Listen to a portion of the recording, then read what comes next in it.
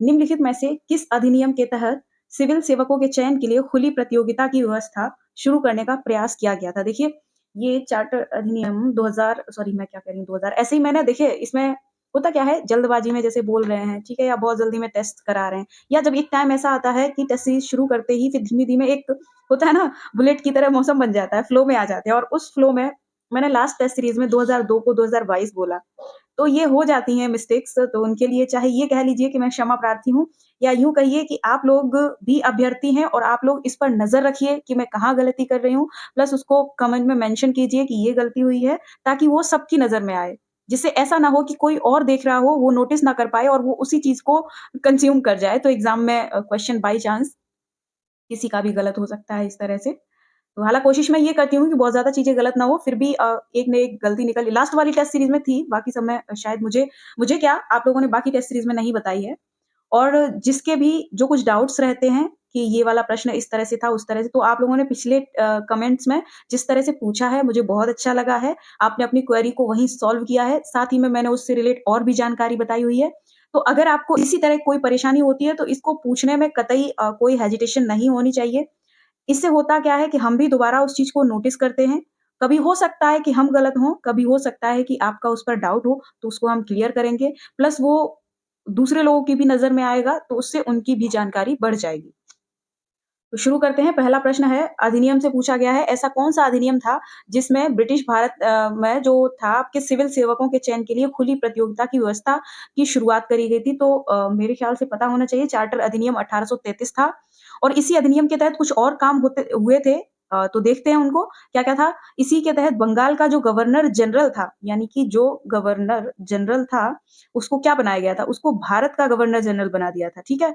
और इसमें पहला कौन था? आपका विलियम बेंटिक, ठीक है? आप उसको लॉर्ड वॉर्ड जो भी कहते हो, विलियम बेंटिक था और ये भारत का पहला गवर्नर जनरल था। और अगर 1813 के अधिनियम के बारे में जानकारी करें, तो 1813 का जो अधिनियम था, इसमें भारत में कंपनी के व्यापार के जो एकाधिकार था, जो उनकी मोनोपोली थी, उसको समाप्त कर दिया गया था और ये व्यापार सभी ब्रिटिश व्यापारियों के लिए खोल दिया गया था, कंपनी के अतिरिक्त। अगर 1853 की बात करें, तो इसमें क्या हुआ था, पहली बार गवर्नर जनरल की जो काउंसिल थी, उनकी जो परिषद थी, उसको विधायी और कार्यकारी कार्यों को सेपरेट कर दिया गया था उस काउंसिल में, ठीक है? तो आगे बढ़ते हैं। प्रश्न नंबर 2 भारत के संबंध में न्यायिक सक्रियता की अवधारणा है। न्यायिक सक्रियता की अवधारणा भारत के संदर्भ में पूछी है। देखिए, कथन क्या कह रहे हैं? विवेकाधिकार की गुंजाइश के बिना न्यायपालिका सख्ती से और संकीर्ण रूप से कानूनों की वो करती है, व्याख्या करती है। तो देखिए, पहला कथन गलत है। क्यों गलत है? संकीर्ण रूप से कानूनों की व्याख्या नहीं करी जाती। कानूनों की व्याख्या जब भी किसी भी न्याय के संदर्भ में करी जाती है, तो विस्तार से करी जाती है, ठीक है? बी ऑप्शन क्या कह रहा है? न्यायपालिका कानून की व्याख्या इस तरह से करती है जो सरकार और कार्यपालिका का पक्ष लेती है। ये भी गलत है। सभी को पता है कि देश में न्यायपालिका ही एक ऐसा निकाय है जो कि बिल्कुल सेपरेट है सरकार और कार्यपालिका से, जो उसके पक्ष में निर्णय कतई नहीं देती है। एकदम वो निरपेक्ष होके निर्णय देती है, चाहे सरकार हो, चाहे कार्यपालिका हो, चाहे कोई अन्य व्यक्ति हो, चाहे कोई अन्य संस्था हो। ठीक है? ऑप्शन कथन सी में कह रहे हैं कि न्यायपालिका कानूनों की व्याख्या इस तरह से करती है, जो सामाजिक न्याय को बढ़ावा देती है और हाशिए पर स्थित समूहों के अधिकारों की रक्षा करती है। बिल्कुल सही कथन है और यही न्यायपालिका का काम भी है देश में। इसीलिए न्यायपालिका पर भरोसा बना हुआ है कि जो वंचित समूह है या जो पीड़ित वर्ग है, उसको उसके अधिकारों की रक्षा करना। ऑप्शन डी कह रहा है न्यायपालिका कानूनों की व्याख्या इस तरह से करती है जो सरकार के अन्य विभागों की शक्ति को सीमित कर दे। नहीं, हर विभाग की अपनी एक शक्ति है और किसी भी शक्ति का, किसी भी एक विभाग की शक्ति का ओवरलैप किसी दूसरे विभाग की शक्ति पर नहीं हो सकता, ठीक है? तो ये कथन भी गलत है। यहाँ हमारा ऑप्शन सी सही हो जाएगा। अगला प्रश्न क्या कह रहा है? भारत के राष्ट्रपति के संदर्भ में निम्नलिखित में से कौन-सा कथन सही है? देखिए, एक ग्रुप में एक दिन हमने ग्रुप में चैट ओपन जब किया था, तो उस दिन कुछ क्वेरीज़ आई हुई थी। उसमें ये भी था कि ये जो पीसीएस 2023 है, इसके लिए टाइम बहुत सीमित रह गया है। तो अब इसकी तैयारी किस तरह से की जाए कि उतने ही सीमित समय में हम प्रीलिम को क्वालीफाई कर पाएँ? तो वो कैसे किया जाए? हमारा स्कोर जो है, वो इतना बेटर कैसे हो कि हम कट ऑफ क्रॉस करें? तो इसमें 2-3 सब्जेक्ट अहम भूमिका निभाएँगे, जिसमें आपका पहला तो पॉलिटी ही है। और सेकंड आपका ज्योग्राफी है, ठीक है? बाकी ऐसा नहीं है कि अन्य सब्जेक्ट आपको आते नहीं होंगे, सभी को आते हैं। तीसरा आपका साइंस है, ठीक है? और इसी कड़ी में आप एनवायरनमेंट को भी जोड़ सकते हैं, ईवीएस, ठीक है? हम इसको शॉर्ट में ईवीएस कह दे रहे हैं। और एक सब्जेक्ट और है जो कि करंट अफेयर, सीए। ठीक है? वो पर्टिकुलर कोई सब्जेक्ट नहीं है क्योंकि करंट अफेयर एनवायरनमेंट से रिलेट भी हो सकता है, साइंस से रिलेट भी हो सकता है, ज्योग्राफी, पॉलिटी से भी रिलेट हो सकता है।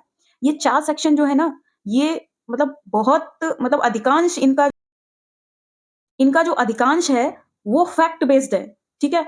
इनको पढ़ने के बाद आपको जो नंबर मिलेंगे ना, वो जिस तरह से मैथ्स के अंक होते हैं ना, उस तरह से नंबर मिलेंगे। तो ये जो 4 सब्जेक्ट हैं, वो बहुत अहम भूमिका निभाते हैं आपके सिलेक्शन प्रोसेस में, ठीक है? प्लस सीए की बात करें यानी करंट अफेयर की बात करें, तो कम से कम 38 से 40 प्रश्न इससे आने ही हैं, तो 40 तो ये सेपरेट आप कर ही लीजिए। इनको पक्का कर लीजिए बिल्कुल, अलग से।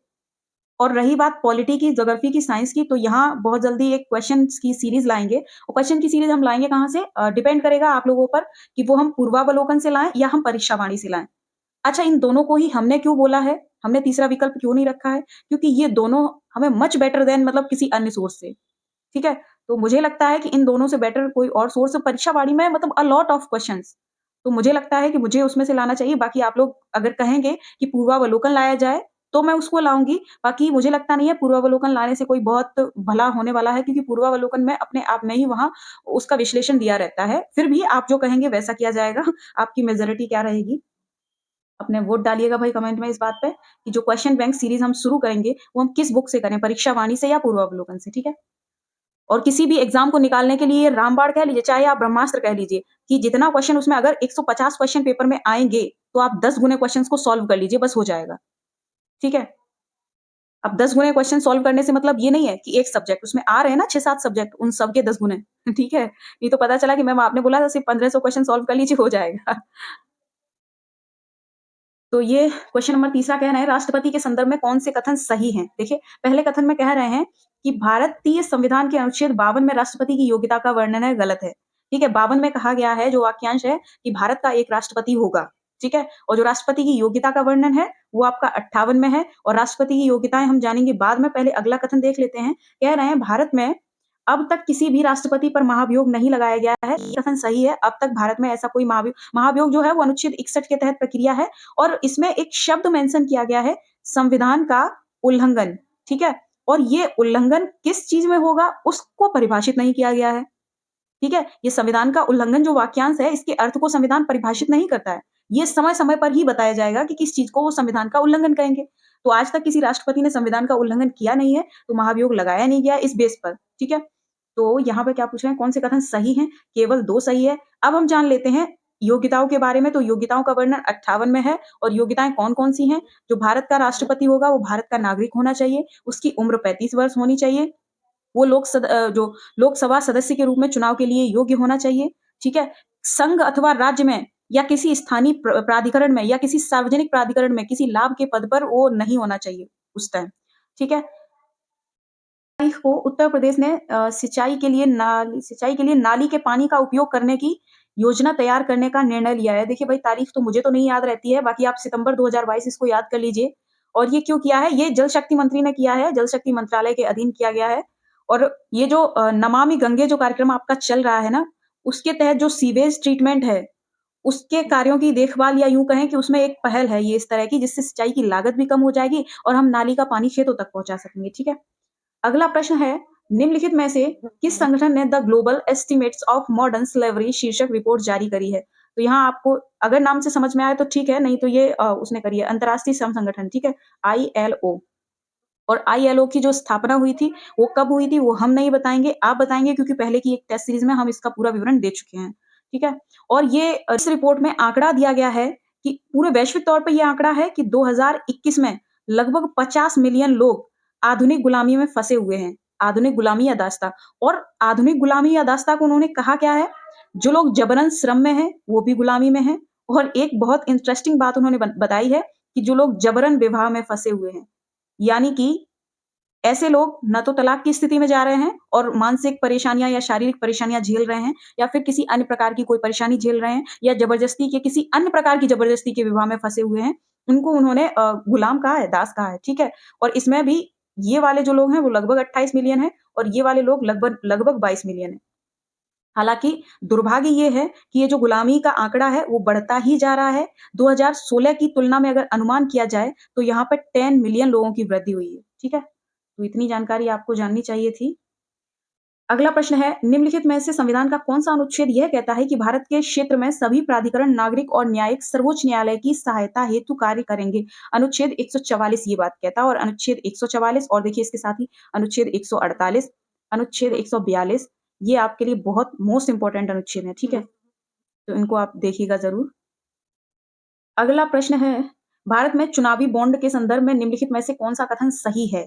देखिए कथन क्या कह रहे हैं, चुनावी बॉन्ड को भारत के निवासियों और भारत में स्थापित या निगमित इकाइयों द्वारा खरीदा जा सकता है। बिल्कुल सही कथन है। सबसे पहले तो ये जान लेते हैं कि चुनावी बॉन्ड होता क्या है? तो चुनावी बॉन्ड जो है, वो बिना किसी अधिकतम सीमा के जारी किए जाते हैं। जैसे हाँ भाई, राजनीतिक पार्टियों का मामला है, अधिकतम सीमा कैसे लग सकती है? जैसे कि ₹1000 का बॉन्ड हो सकता है, ठीक है?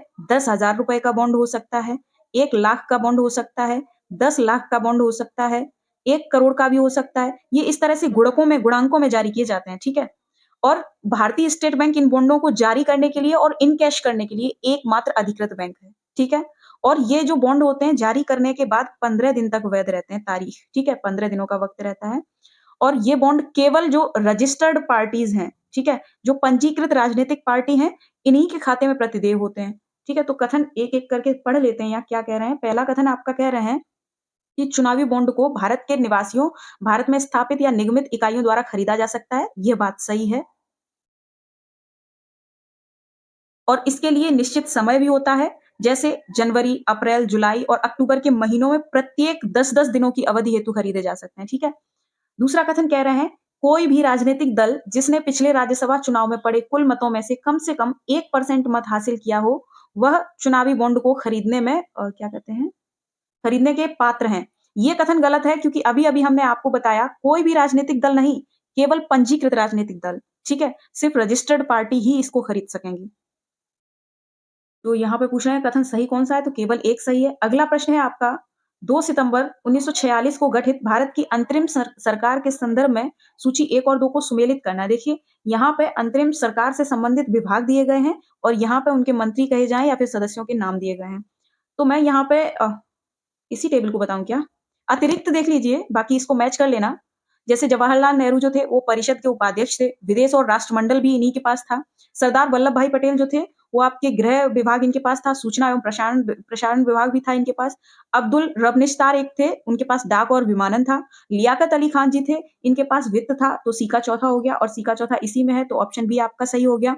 साथ ही जो आपके एच भाभा जी जो थे, वो कार्मिक और खनन ऊर्जा के थे।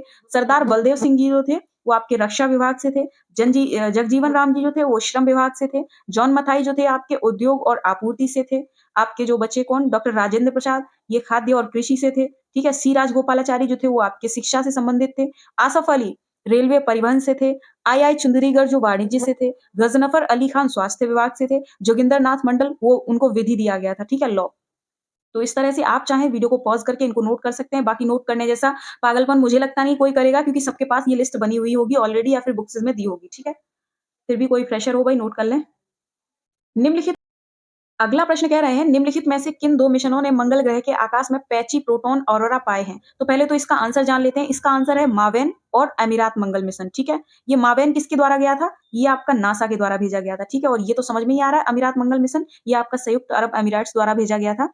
अब हम ये जान लेते जो पैची प्रोटॉन ऑरोरा है वो क्या है कि जैसे कि आपका मान लो ये मंगल ग्रह है, ठीक है? मान लो बस, कह दो हम माँ-बाप की मानते नहीं, तुम्हारी क्या मानेंगे? खैर, तो जब मंगल ग्रह है, इसके पास जो सोलर एयर जब इसके पास से गुजरती है, ठीक है? और तब क्या होता है मान लीजिए ये एयर आई, यहाँ आते-आते ये एयर थोड़ी-सी पता नहीं क्यों धीमी हो जाती है, ये तो वैज्ञानिक ही जाने। और जब ये धीमी हो जाती है तो ये अल्ट्रावायलेट रेज़ का यहाँ पे उत्सर्जन करती है इस तरह से, ठीक है? और जो अल्ट्रावायलेट रेज़ उत्सर्जित होती हैं, वो जब इस मंगल ग्रह पर गिरती हैं, तो यहाँ पे कुछ क्षेत्र हैं, छोटे-छोटे कुछ क्षेत्र, एक से अधिक हैं, वहाँ गोल-गोल पैच टाइप के मतलब उन क्षेत्रों में ये लाइट कुछ ज़्यादा ही मतलब बहुत ज़्यादा कंट्रास्ट टाइप में, बहुत ज़्यादा चमकीली हो जाती है। तो वहाँ पैच टाइप्स बन जाते हैं। तो उस घटना को ऑरोरा कहा गया है, ठीक है? पैची प्रोटॉन ऑरोरा, ठीक है? तो ये थी ये घटना, यहाँ आपका ऑप्शन बी सही हो जाएगा। अगला प्रश्न है, बाजरा उत्पादन में उत्तर प्रदेश का देश में कौन-सा स्थान है? उत्तर प्रदेश का दूसरा स्थान है। आप हमें बताइएगा पहला स्थान किस स्टेट का है? और ये प्रश्न आपको क्यों पूछा गया है? ये वेरी, वेरी मोस्ट है और बाजरा से रिलेटेड जो भी जानकारी हो वो आप पूरी कर लीजिए, क्योंकि हमने हाल ही में अंतर्राष्ट्रीय बाजरा वर्ष घोषित किया है। कौन से वर्ष को किया है वो भी आप हमें बताएँगे, ठीक है? और अभी जो आपका G20 चल रहा है ना, G20 में बाजरा पर बहुत ज़्यादा फोकस किया गया है। ठीक है? राज्य में लगभग 50 लाख मीट्रिक टन बाजरे का उत्पादन होता है वार्षिक तौर पे, जो पूरे देश के कुल बाजरा उत्पादन का लगभग 19.70% कह सकते हैं, 19.69%। तो इसके उत्पादन को बढ़ाने पर भी जोर दिया जा रहा है। अच्छा, यहाँ बाजरे की जगह अगर शब्द आ जाए कदन्न, कदन्न, ठीक है? तो घबराना नहीं है, वो शब्द बाजरे के लिए ही प्रयोग किया गया है। इसकी खपत, इसका उत्पादन, इसका निर्यात, इसकी ब्रीडिंग बढ़ाने के लिए, ठीक है? अगला प्रश्न है भारत की संविधान सभा ने 11 सत्र 2 साल 11 महीने और 18 दिन में पूरे की, ठीक है? अगला प्रश्न है, किसी राज्य के राज्यपाल के तौर पर किसी व्यक्ति की नियुक्ति के संदर्भ में निम्नलिखित में से कौन से कथन सही हैं? देखिए कौन से कथन सही हैं, कह रहे हैं व्यक्ति की आयु 25 वर्ष पूर्ण होना चाहिए, वेरी सिंपल, बहुत ईज़ी है और बहुत गलत है, ठीक है? उम्र होनी चाहिए 35 वर्ष। उसे 2 या 2 से अधिक राज्यों के राज्यपाल के रूप में नियुक्त किया जा सकता है, सही है, तो यहाँ ऑप्शन 2 सही हो जाएगा। अगला प्रश्न देखिए ज़्यादातर क्योंकि पॉलिटी फैक्चुअल बेस्ड है, देखिए क्योंकि पॉलिटी फैक्ट बेस्ड है, तो जहाँ समझाने की बात आएगी वहाँ समझाया जाएगा। बाकी जहाँ जो चीज़ें बिल्कुल आसान है, जो सिर्फ़ याद करने वाली हैं, उसमें समझाने जैसा कुछ चीज़ है ही नहीं। अगला प्रश्न कह रहे हैं क्या कहा है? काल क्रमबद्ध क्रम में निम्नलिखित राष्ट्रपतियों को उनके कार्यकाल के आधार पर व्यवस्थित करना है। देखिए, कालक्रम जो है राष्ट्रपतियों का, मुझे तारीख वाइज़ तो याद नहीं है, बट मुझे ये पता है कि लास्ट में इनको आना है। अब लास्ट में इनको आना, मैं ज़रा इसको ऊपर करती हूँ। अरे भाई, कूट तो बहुत नीचे दिए गए हैं। लास्ट में अगर इनको आना है, यानी लास्ट में रामनाथ कोविंद आएँगे, तो चौथा ऑप्शन पहले आएगा, उसके बाद अब्दुल कलाम जी आने चाहिए, 4 के बाद 2 आना है। मुझे नहीं पता, पहले 2 आना है। देखिए, 4 से पहले 2 इन दोनों में है, तो ये दोनों गलत हो जाएँगे और यहाँ अगर बात करी जाए तो ज़ाकिर हुसैन ज़्यादा प्राचीन है मुझे लगता है, तो यहाँ ऑप्शन ए सही हो जाना चाहिए। बाकी आप लोग देख लीजिए, कोई गलती हो तो प्लीज़ हमें भी बता दीजिए। अगला प्रश्न है, उत्तर प्रदेश अनुसूचित जाति वित्त एवं विकास निगम के संदर्भ में निम्नलिखित कथनों में से कौन से सही हैं? कह रहे हैं, इसने अधिकतम आय सीमा की शर्त को समाप्त कर दिया है। हाँ, सही है। अगला प्रश्न है, 2.5 लाख रुपए तक की वार्षिक आय वाले व्यक्ति को प्राथमिकता दी जाएगी। ये भी सही है। अच्छा, इस योजना का नाम बदल के रख क्या दिया है? उत्तर प्रदेश अनुसूचित जात वित्त एवं विकास निगम जो योजना है, वेरी वेरी मोस्ट इम्पोर्टेंट है। इस योजना का अभी हाल ही में नाम बदला गया है और इसका नाम कर दिया गया है क्या? पीएम अनुसूचित जाति अभ्युदय योजना, ठीक है? अभ्युदय मैं गलत क्यों लिख रही हूँ भाई? तो ये इसका नाम कर दिया है, यहाँ ऑप्शन आपका बी सही हो जाएगा। अगला प्रश्न कह रहे हैं, निम्नलिखित में से किसने 64वां रेमन मैग्सेसे पुरस्कार जीता है? किसने जीता है? ये आपके तदाशी हटोरी ने जीता है और ये कौन है तदाशी हटोरी? ये नेत्र रोग विशेषज्ञ हैं, ठीक है? और ये जापान के हैं। साथ ही कुछ और लोगों को ये प्राप्त हुआ है, एशिया के ही हैं। नाम जान लीजिए, बाय चांस यहाँ ऑप्शन में ये नहीं होता, उन चारों में से कोई नाम आ जाता, तो इसलिए आपको जानना ज़रूरी है। इनमें से सोतियारा छिम, ये मनोचिकित्सक हैं, कंबोडिया के हैं। बर्नार्ड मैड्रिड, ये बाल रोग विशेषज्ञ हैं, फिलीपींस के हैं। गैरी बेंचेघिब, ये कार्यकर्ता हैं और फ़िल्म निर्माता हैं, इंडोनेशिया के हैं। और आप हमें ये भी बताएँ कि ये जो रेमन मैग्सेसे पुरस्कार है, ये किस क्षेत्र में दिया जाता है? प्लस आपके रवीश कुमार जी को ये कब मिला था? ये मैं बता देती हूँ, ये 2019 में मिला था, ठीक है? और इसको अलग-अलग श्रेणियों में दिया जाता है। अगला प्रश्न है, निम्नलिखित में से कौन राजनीतिक कार्यपालिका का अंग है? तो यहाँ पे गृह मंत्री हो जाएगा, क्योंकि जिला कलेक्टर सभी जानते हैं कि प्रशासन का प्रभारी होता है, ठीक है? मुख्य प्रतिनिधि प्रशासन का होता है। गृह मंत्रालय के जो सचिव होते हैं, ये गृह मंत्री के प्रमुख सलाहकार होने के साथ-साथ गृह मंत्रालय के एडमिनिस्ट्रेशन की भी देख-रेख करते हैं, ठीक है? और हाँ, ये जो गृह मंत्रालय के सचिव जो होते हैं, वो स्थायी कार्यकारी अधिकारी होते हैं, ठीक है? पुलिस महानिदेशक की बात करें, इसको डीजीपी कहते हैं, ठीक है? तो यहाँ गृह मंत्री हो जाएगा। अगला प्रश्न है, संविधान का कौन-सा भाग संविधान और उसकी प्रक्रिया में संशोधन हेतु संसद की शक्तियों से संबंधित है? देखिए, यहाँ आपका संविधान का 20वां भाग जो है, वो संसद को ये शक्ति प्रदान करता है कि उसकी जो संशोधन प्रक्रिया है, उसके लिए संसद पावर में है, ठीक है? और यहाँ ये अनुच्छेद कौन-से में कहा गया है? अनुच्छेद इसका है 368, ठीक है?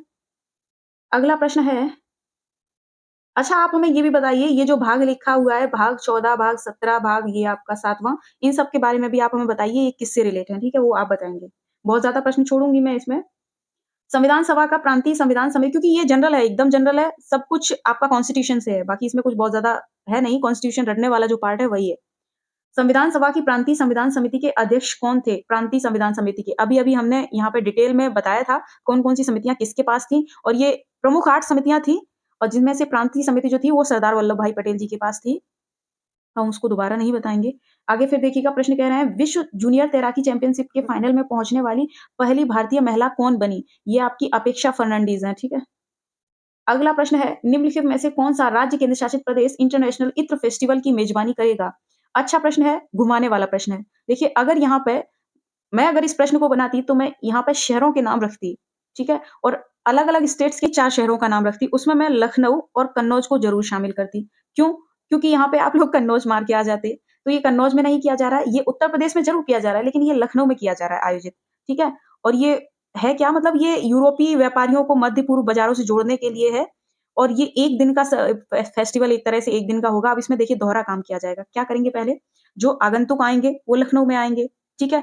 उसके बाद कन्नौज में यहाँ के व्यापारियों, इत्र निर्माताओं, इन सब उद्यमियों को बुलाया जाएगा लखनऊ में। उनको वहाँ पे एक मंच प्रोवाइड कराया जाएगा, ठीक है? अपनी-अपनी मतलब चीज़ों को प्रदर्शित करने के लिए, उसके इत्र के मूल इंग्रीडिएंट्स के की खूबियों से परिचित कराने के लिए। उसके बाद क्या होगा? कन्नौज से जाने वाले जो उद्यमी हैं, जो व्यापारी हैं, जो निर्माता हैं, उनका पता नहीं क्या होगा, वो लौट के कब आएँगे, अगले दिन या फिर कैसे आएँगे, पता नहीं। लेकिन जो विदेशी आगंतुक हैं, आफ्टर सेमिनार उनको फिर कन्नौज ले जाया जाएगा। वहाँ उनको घुमाया जाएगा, दिखाया जाएगा सभी चीज़ों को। तो ये है, दोहरा काम होगा बहरहाल। इससे होगा क्या, जो दुनिया भर के जो विदेशी प्रतिनिधि यहाँ आएँगे, वो परफ्यूम से जुड़े उद्योगों के बारे में समझेंगे, विक्रेता भी उसमें शामिल होंगे। ख़ास तौर पे यूरोपीय देश जैसे फ्रांस, जर्मनी, स्विट्ज़रलैंड इस तरह के देशों से लोग आएँगे। अच्छा आप हमें कमेंट में ये भी बताइए, वैश्विक तौर पे परफ्यूम इंडस्ट्री किसे कहा जाता है या फिर परफ्यूम इंडस्ट्री में अग्रणी देश कौन-सा माना जाता है? ठीक है? मैं आपको अगर हिंट दूँ, तो ये यूरोप का ही एक देश है और जितने देश अभी मैंने बोले हैं, उन्हीं में से एक है। अगला प्रश्न है निम्नलिखित में से कौन-सा सही सुमेलित नहीं है? इधर संविधान के भाग दिए गए हैं, इससे उस इधर उससे रिलेट जो क्षेत्र हैं वो दिए गए हैं। तो भाग 2 भाग 1 से क्यों ना शुरू करें? भाग 1 जो है आपका संघ और उसके क्षेत्र हैं, ठीक है? हम सारे भागों के बारे में बहुत जल्दी में जान लेते हैं। भाग 2 आपका नागरिकता से संबंधित है, तो ये सही है। भाग 3 जो है आपका मौलिक अधिकारों से संबंधित है, ये भी सही है। भाग 4 जो है आपका राज्य के नीति निर्देशक तत्वों से संबंधित है, यानी कि डीपीएसपी जो कि 36 से लेके 51 अनुच्छेद तक है। उसके बाद भाग 4 ए इसमें जो वो दिया गया है अनुच्छेद सिर्फ 1 दिया गया है 51 ए। उसके बाद आपका आता है भाग 5 जो कि आपका संघ से संबंधित है, जो कि अनुच्छेद 52 से 151 तक है। उसके बाद भाग 6 जो जिसमें आते हैं आपके राज्य और वो 152 से 237 तक है। उसके बाद आता है भाग 7 जो कि आपका निरसित किया गया है, ठीक है? इसमें था क्या? इसमें प्रथम अनुसूची के भाग खा के जो राज्य थे, वो इसमें मेंशन थे। 1956 के अधिनियम द्वारा इसको 7वें संविधान संशोधन द्वारा निरसित कर दिया गया है, ठीक है? उसके बाद बात आती है भाग 8 की। भाग 8 में संघ राज्य क्षेत्र हैं, जो कि अनुच्छेद 239 से 242 तक है। भाग 9 की बात करें, पंचायतें शामिल हैं, 243 से 243 ना। उसके बाद भाग 9 का आता है जिसमें नगरपालिकाएँ शामिल हैं, जो कि 74वें संविधान संशोधन द्वारा स्थापित की गए हैं। उसके बाद भाग 9 खा आता है, जो कि संविधान के 97वें संशोधन द्वारा शामिल किया गया है। भाग 10 की बात करें तो इसमें अनुसूचित तथा जनजातीय क्षेत्र शामिल हैं, जो कि अनुच्छेद 244 से 244 का तक है। भाग 11 की बात करें तो संघ तथा राज्यों के मध्य संबंध दिखाता है। भाग 12 की बात करें तो वित्त, संपत्ति, संविदायवाद इसमें शामिल हैं। भाग 13 की बात करें तो भारत का जो वाणिज्य समागम जो है, भारत के राज्यों के क्षेत्र के भीतर व्यापार शामिल है। भाग 14 की अगर बात करें तो संघ और राज्यों के अधीन जो सेवाएँ हैं, वो शामिल हैं। भाग 14 का ये बाद में जोड़ा गया है 42वें संविधान संशोधन द्वारा। अधिकरण इसमें है। भाग 15 जो कि निर्वाचन है, 324 से 329 अनुच्छेद तक है। भाग 16 ये विशेष उपबंध है इसमें, 330 से 342 तक है। भाग 17 राजभाषा 343 से शुरू होता है, 351 तक है। भाग 18 इसमें आपात उपबंध हैं, जो कि आपके लिए बहुत ज़रूरी हैं एग्ज़ाम पॉइंट ऑफ व्यू से, हालाँकि ज़रूरी पूरे ही भाग हैं, 352 से 360 तक है। भाग 19 प्रकीर्ण शामिल है, 361 से 367 तक। भाग 20 इसमें संविधान का संशोधन शामिल है, जो कि 368 है, जिसमें अभी मैंने पहले ज़िक्र किया था संसद को कुछ शक्तियाँ दी गई हैं। भाग 21 की बात करें, ये संक्रमणकालीन जो शक्तियाँ हैं, विशेष उपबंध हैं, वो इसमें शामिल हैं। उसके बाद बात आती है भाग 22 की, तो संक्षिप्त नाम जो एब्रिविएशन है, ये सारी चीज़ें और जो निरसन है, वो सब इसमें शामिल है, ठीक है? तो इन भागों को पढ़ने के चक्कर में यहाँ हमने ऑप्शन नहीं देखे हैं। ऑप्शन अगर देखें, तो यहाँ पे आपका गलत हो जाएगा डी, ठीक है? क्योंकि 9 में पंचायतें हैं, ये सही है, तो यहाँ ऑप्शन डी आपका हो जाएगा। अगले प्रश्न की बात करें तो असर्शन कह रहे हैं कि राज्य का न्यायिक कार्यपालिका मुख्यमंत्री होता है, कह रहे हैं। राज्य का न्यायिक कार्यपालिका मुख्यमंत्री होता है। नहीं, क्या कहना चाह रहे हैं कि वास्तविक कार्यकारी नहीं, नहीं, नहीं। देखिए, न्यायिक कार्यपालिका ये सेपरेट चीज़ है, हालाँकि ये अभिकथन मुझे समझ में नहीं आ रहा है, बट मैं इसको गलत करूँगी। क्यों गलत करूँगी? कि जो न्यायिक कार्यपालिका है, वो आपकी वास्तविक पालिका से पृथक है, ठीक है? और राज्य के मुख्यमंत्री को वास्तविक कार्यकारी माना जाता है, सिर्फ़ वहाँ के कार्यपालिका के लिए, ठीक है? क्योंकि वे राज्य सरकार के प्रमुख होते हैं, न्यायपालिका का प्रमुख नहीं हो सकता। अभिकथन ए गलत मानती हूँ मैं तो। मुख्यमंत्री की नियुक्ति राज्यपाल द्वारा की जाएगी। ये कथन सही है क्योंकि अनुच्छेद 164 जो है वो उसमें लिखा है कि मुख्यमंत्री की नियुक्ति राज्यपाल करेगा और अन्य मंत्रियों की नियुक्ति राज्यपाल ही करेगा लेकिन मुख्यमंत्री की सलाह पर करेगा, ठीक है? तो आर आपका सही है, ए गलत है, ऑप्शन डी सही हो जाना है। अगला प्रश्न है आपका सॉरी कह रहे हैं कि राष्ट्रपति की शक्तियों के संदर्भ में निम्नलिखित में से कौन से कथन सही हैं? तो सबसे पहले ये देख लेते हैं अगला प्रश्न कह रहे हैं कि राष्ट्रपति की शक्तियों के संदर्भ में निम्नलिखित में से कौन से कथन सही हैं? तो आइए देखते हैं सबसे पहले कि राष्ट्रपति की शक्तियाँ कौन-कौन सी हैं? राष्ट्रपति की शक्तियों को डिफरेंट डिफरेंट टाइप से कैटेगराइज़ करा गया है, सबसे पहली बात तो ये। और उसमें आपकी कार्यकारी शक्ति, विधायी शक्तियाँ, वित्तीय शक्तियाँ, आपकी न्यायिक शक्तियाँ, आपकी कूटनीतिक शक्तियाँ, आपातकालीन शक्तियाँ, सैन्य शक्तियाँ, ठीक है? इसके अलावा भी वीटो पावर अलग से। तो अगर हम कार्यकारी शक्ति की बात करें, तो इसमें जो भारत का राष्ट्रपति है सभी जो कार्य हैं, कार्यकारी कार्य जो हैं, औपचारिक रूप से राष्ट्रपति के नाम पर किए जाते हैं। पहला कथन सही है, जो कि कार्यकारी शक्ति के अधीन आता है। अगला कथन कह रहे हैं, विधायी शक्ति के माध्यम से वह पहले सत्र में संसद को संबोधित कर सकता है। ये कथन सही है, ये विधायी शक्ति के अंतर्गत ही करता है। विधायी शक्ति के अंतर्गत और क्या हो सकता है? जब संसद का सत्र नहीं चल रहा हो, तो राष्ट्रपति अध्यादेश जारी कर सकते हैं, ठीक है? और इन अध्यादेशों को संसद द्वारा अपनी अगेन सभा जो होगी, पुनर्सभा जो होगी, उसमें 6 सप्ताह के भीतर अनुमोदित भी किया जाना चाहिए। और वह अपने इस अध्यादेश को किसी भी समय वापस भी ले सकते हैं। तो तीसरे कथन में कह रहे हैं कि कार्यकारी शक्ति के माध्यम से वह अध्यादेश को प्रख्यापित कर सकते हैं। गलत है, ये विधायी शक्ति के अधीन कर सकते हैं, ठीक है?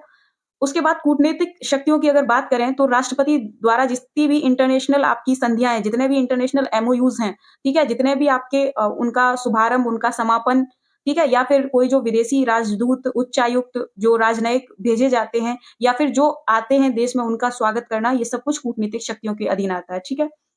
अगर सैन्य शक्ति की बात करें, तो सभी को पता है कि जो राष्ट्रपति है, भारत के रक्षा बलों के सर्वोच्च कमांडर हैं, जो कि आपकी सेना, नौसेना, वायुसेना, इनके प्रमुखों की, इनके चीफों की नियुक्ति भी करते हैं, ठीक है? और संसद की स्वीकृति के अधीन ये युद्ध की घोषणा भी कर सकते हैं, ठीक है? शांति और समापन भी कर सकते हैं, लेकिन ये सब किसके अधीन आएगा? सैन्य शक्तियों के अधीन आएगा, ठीक है? ना कि कूटनीतिक शक्तियों के अधीन। तो पहला और दूसरा यहाँ सही है, ऑप्शन ए आपका सही हो जाएगा, ठीक है? अगले प्रश्न पर चलते हैं। 1 मिनट मुझे लगता है मेरा माइक डिस्चार्ज हो गया है। ये तो चल रहा है, चलिए देखते हैं। अगला प्रश्न है, हाल ही में उत्तर प्रदेश में कितने डेयरी संयंत्र खोले जाने की घोषणा की गई है? ये 9 डेयरी संयंत्र खोले जाएँगे, ठीक है? और ये घोषणा कहाँ करी गई है? अंतर्राष्ट्रीय डेयरी महासंघ विश्व डेयरी शिखर सम्मेलन के दौरान 2022 में जो हुआ था ग्रेटर नोएडा में, ठीक है? अगला प्रश्न है, निम्नलिखित में से किस शहर ने पहले होम्योपैथी अंतर्राष्ट्रीय स्वास्थ्य शिखर सम्मेलन की मेज़बानी की? तो ये आपकी की है दुबई ने, ठीक है? अगला प्रश्न है, जलवायु परिवर्तन पर राष्ट्रीय कार्य योजना एनएपीसीसी के तहत निम्नलिखित में से कौन-सा मिशन शामिल नहीं है? तो यही जान लेते हैं कि एनएपीसीसी के अंतर्गत मिशन कौन-कौन से हैं। इसमें मुख्य 8 मिशन हैं, जिनमें से आपका सौर ऊर्जा यानी सोलर का है ही, राष्ट्रीय सौर मिशन, उन्नत ऊर्जा दक्षता के लिए राष्ट्रीय मिशन, सतत पर्यावास राष्ट्रीय मिशन, राष्ट्रीय जल मिशन, ठीक है? आपका हिमालयी पारिस्थितिकी तंत्र को बनाने के लिए एक अलग राष्ट्रीय मिशन रखा गया है।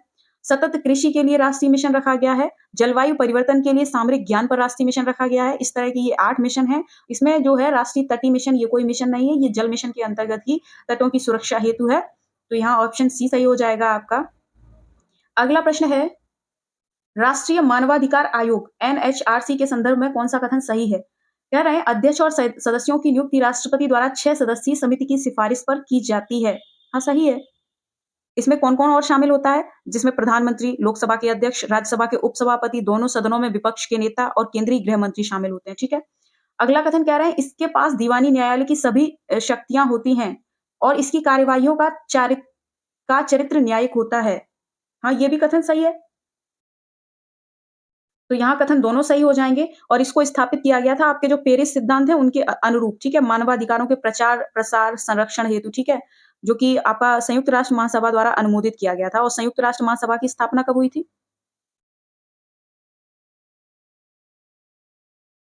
अगला प्रश्न है, भारतीय संविधान की निम्नलिखित में से कौन-सी 2 विशेषताएँ अमेरिकी संविधान से ली गई हैं? कौन-सी 2 विशेषताएँ अमेरिकी संविधान से ली गई हैं? तो सबसे पहले तो ये जान लेते हैं इनमें से कौन-सी 2 विशेषताएँ ऐसी हैं जो अमेरिका से ली गई हैं। तो पहला आपका मौलिक अधिकार है और आपकी न्यायिक समीक्षा। ऑप्शन बी यहाँ सही हो जाएगा। इसके अतिरिक्त हम अधिक जानकारी कर लेते हैं, जैसे कि संयुक्त राष्ट्र के संविधान से और भी अधिकार लिए गए हैं, न्यायपालिका की स्वतंत्रता, न्यायिक समीक्षा, राष्ट्रपति पर महाभियोग, सर्वोच्च न्यायालय, उच्च न्यायालय के न्यायाधीशों को अपदस्थ किया जाना और उपराष्ट्रपति का पद भी आपका यूएसए से ही लिया गया है, ठीक है? बात करते हैं रूस की, जो कि वर्तमान में रूस है, उस समय यूएसएसआर था, वहाँ से लिया गया आपका प्रस्तावना में मौलिक कर्तव्यों और न्याय के आदर्शों की संकल्पना, जैसे कि सामाजिक न्याय, आर्थिक न्याय, आपका राजनीतिक न्याय। उसके बाद आयरिश संविधान की बात करें तो डीपीएसपी, राज्यसभा के लिए सदस्यों का नामांकन, राष्ट्रपति के चुनाव का तरीका, ये सब आयरलैंड से लिया गया है। एक मजबूत केंद्र वाला संघ, केंद्र में अवशिष्ट शक्तियाँ, राज्य के राज्यपालों की नियुक्ति केंद्र द्वारा किया जाना, सर्वोच्च न्यायालय के सलाहकार और क्षेत्राधिकार, ये सब कनाडा के संविधान से लिया गया है। फ्रांस के संविधान से लिया गया है गणतंत्र का कॉन्सेप्ट, जो प्रस्तावना में आपका स्वतंत्रता, समानता और जो बंधुत्व के जो आदर्श हैं, उनकी जो भावना है, वो फ्रांसीसी संविधान से। जापानी संविधान से कानून द्वारा स्थापित प्रक्रिया ली गई है। एक वाइमर संविधान है, उससे लिया गया है आपातकाल के दौरान मौलिक अधिकारों का निलंबन, ठीक है? अब आप कमेंट में हमें ये बताएँगे कि ये जो वाइमर संविधान है या वीमर संविधान है, वो किस कंट्री का संविधान है, ठीक है? ब्रिटिश संविधान से लिया गया है संसदीय सरकार की जो प्रणाली है, कानून का जो शासन है, विधायी प्रक्रिया, एकल नागरिकता, कैबिनेट प्रणाली, विशेषाधिकार रिटें जो आपकी हैं, संसदीय विशेषाधिकार और द्विसदनीयवाद जो लिया गया है, ठीक है? भारत सरकार अधिनियम 1935 से अधिकतम भाग लिया गया है संविधान का, जिसमें कुछ प्रमुख इस प्रकार हैं, जैसे संघीय योजना, राज्यपाल का पद, न्यायपालिका, लोक सेवा आयोग, आपातकालीन प्रावधान, प्रशासनिक विवरण, ये सारी चीज़ें। ऑस्ट्रेलिया के संविधान से ली गई है समवर्ती सूची, व्यापार, वाणिज्य और उनके अंतर संबंधों की स्वतंत्रता और संसद के दोनों सदनों की संयुक्त बैठक। तो इस तरह से आप इन चीज़ों को चाहें तो नोट कर लें, ये हर जगह इकट्ठी नहीं मिलती है, वैसे लक्ष्मीकांत में इकट्ठी लिखी हुई हैं, ठीक है? मैं उसी को कौन-सा शहर भारत का पहला UNESCO global network of learning cities बना हुआ है? तो ये आपका बना है त्रिशूर। त्रिशूर भी बना है और आपका वारंगल भी बना है और नीलांबुर भी बना है। और ये तीनों ही जो शहर हैं, वो केरल के शहर हैं, ठीक है? और ये पहले देश के पहले ऐसे शहर बन गए हैं जो UNESCO global network of learning cities में शामिल हैं। ये है क्या? तो एक लर्निंग के लिए एक नेटवर्क है, जिसको यूनेस्को के द्वारा संचालित किया जाता है, जिसको आप कह सकते हैं UNESCO global network of learning, ठीक है? उसमें कई सारे ऐसे शहरों को शामिल किया जाता है, जो के क्षेत्र में या फिर लर्निंग के क्षेत्र में जो इनोवेशन से रिलेट चीज़ें करते हैं या जो नए तरीके से सीखते सिखाते हैं, ऐसे शहरों को शामिल किया जाता है इस नेटवर्क में, जो कि एक अंतर्राष्ट्रीय नीति उन्मुख नेटवर्क है, जिसमें प्रेरणा, ज्ञान, सर्वोत्तम अभ्यास इन सारी चीज़ों के सुझाव प्रदान किए जाते हैं। इससे शहरों को सीखने में मदद मिलती है, अन्य शहरों को उस सीखने के विकास में मदद मिलती है, उनकी समस्याओं का समाधान हो सकता है, तो ये सारी चीज़ें हैं। ये शहर एक-दूसरे से अपने विचार साझा करते हैं, आदान-प्रदान करते हैं कि भई आप कैसे सीख रहे हैं, हम कैसे सीख रहे हैं, सीखने में और कितना इनोवेशन हो सकता है, उसको किस तरह से और किया जा सकता है, ठीक है? तो ये सारी चीज़ें हैं, यहाँ आपका ऑप्शन सी सही हो जाएगा। अगला प्रश्न है, उत्तर प्रदेश में पहले तैरते सौर ऊर्जा संयंत्र का उद्घाटन निम्नलिखित में से किस बांध पर किया जाएगा? ये आपका रिहिंद बांध पर किया जाएगा, ठीक है? सरकार ने इसको मंजूरी दे दी है। अगला प्रश्न है, निम्नलिखित में से किस अधिनियम द्वारा भारतीय संविधान की प्रस्तावना में 3 नए शब्द समाजवादी, धर्मनिरपेक्ष और अखंडता जोड़े गए हैं? ठीक है? बहुत मतलब वेरी सिंपल, ठीक है? 42वां संविधान संशोधन बहुत हलवा टाइप क्वेश्चन था। ऐसे क्वेश्चन आ जाते हैं, ऐसी कोई नई बात नहीं है सॉल्व करने वाली। अगला प्रश्न है, राज्य विधान में अच्छा आप हमें ये बताएँ, यहाँ से हमें ये याद आया कि ये जो शब्द जोड़े गए हैं या ये जो संशोधन किया गया है, ये किस केस के संदर्भ में किया गया था? ठीक है? और एक और प्रश्न यहीं पे पूछते हैं, संविधान का पहचान पत्र प्रस्तावना को बताया गया था। ये किस केस के दौरान बताया गया था? ये भी आप हमें बताएँ, ठीक है? अच्छा ये जो प्रस्तावना है, ये जवाहरलाल नेहरू जी का जो उद्देश्य संकल्प था, उस पर आधारित है, ठीक है? अगला प्रश्न है, राज्य विधानमंडल के संबंध में निम्नलिखित कथनों पर विचार कीजिए। विधान परिषद किसी साधारण विधेयक को 4 महीने तक के लिए रोक सकती है। देखिए, आम तौर पे ये 3 महीने तक रोका जा सकता है, लेकिन ये प्रक्रिया क्या होती है उसको समझिए। अनुच्छेद 197 में राज्य की विधानसभा द्वारा अनुमोदित किसी एक विधेयक को विधान परिषद को अग्रेषित किया जाता है, ठीक है? यदि यह विधेयक विधान परिषद द्वारा पारित नहीं होता है, तो इसको 3 महीने तक रोक के रखा जा सकता है। तो 3 महीने तो वो हो गए, ठीक है? दोबारा से विधानसभा द्वारा विधेयक को पारित किए जाने और दूसरी बार राज्य परिषद को भेजे जाने के बाद, राज्य परिषद इस विधेयक को 1 महीने तक रोक के रख सकती है। तो ये दोनों मिला के जो विधान परिषद है वो किसी भी साधारण विधेयक को टोटल 4 महीने तक रोक कर रख सकती है, ठीक है? तो कथन 1 सही है। अगला कथन कह रहे हैं विधान परिषद की संरचना से संबंधित प्रावधान अनुच्छेद 200 के अंतर्गत दिए गए हैं। गलत है। क्यों? क्यों गलत है? तो यहाँ अनुच्छेद 200 के तहत इसकी संरचना नहीं है, इसकी संरचना जो है आपकी 171 के तहत है, ठीक है? अच्छा 200 में क्या है वो आप हमें बताएँगे। मैं बहुत सारे प्रश्न छोड़ने वाली हूँ आज की सीरीज़ में, ठीक है? घबराइएगा नहीं। उत्तर प्रदेश में विधान परिषद में कुल सदस्यों के 1/6 सदस्य राज्यपाल द्वारा मनोनीत किए जाते हैं, एकदम सही है। जितना भी उसमें सदस्य टोटल होंगे, उनका छठा हिस्सा राज्यपाल द्वारा मनोनीत किया जाएगा, जो कि क्षेत्र होंगे आपके साहित्य के, विज्ञान के, कला के, समाज सेवा के, ठीक है?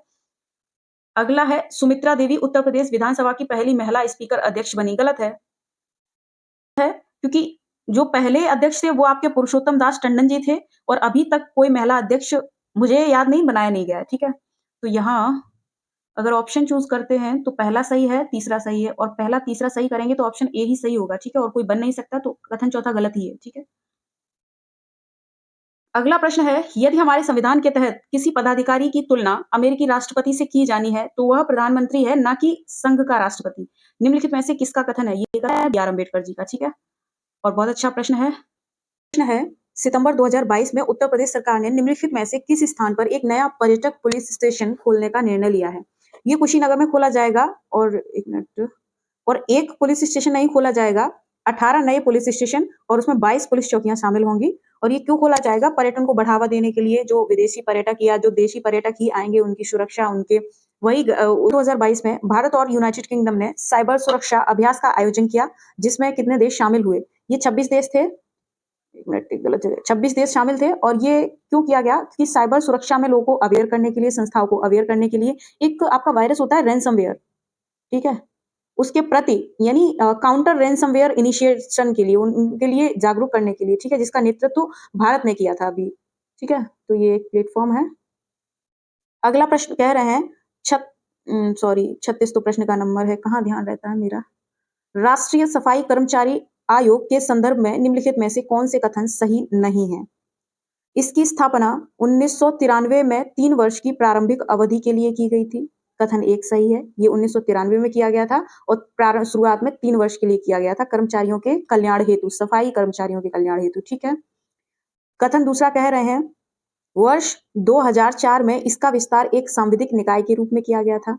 नहीं, ये गलत है। क्यों गलत है? क्योंकि 2004 के बाद से इसका जो विस्तार किया गया है, वो किया गया है गैर सांविधिक संस्था के रूप में, इसको आगे बढ़ाया है। तो कह रहे हैं कौन से कथन सही नहीं है, तो ऑप्शन सी आपका इसमें सही हो जाएगा, ठीक है? अगला प्रश्न क्या कहा जा रहा है? लोकतंत्र बचाओ नारा दिया था, किस पार्टी द्वारा दिया गया था? ये जनता पार्टी द्वारा दिया गया था। इसके अतिरिक्त और भी पार्टियां हैं जिन्होंने नारे दिए, जैसे कि आपका वामपंथियों की बात करें तो इन्होंने 1977 के दौरान चुनाव में नारा दिया था लैंड टू द टिलर।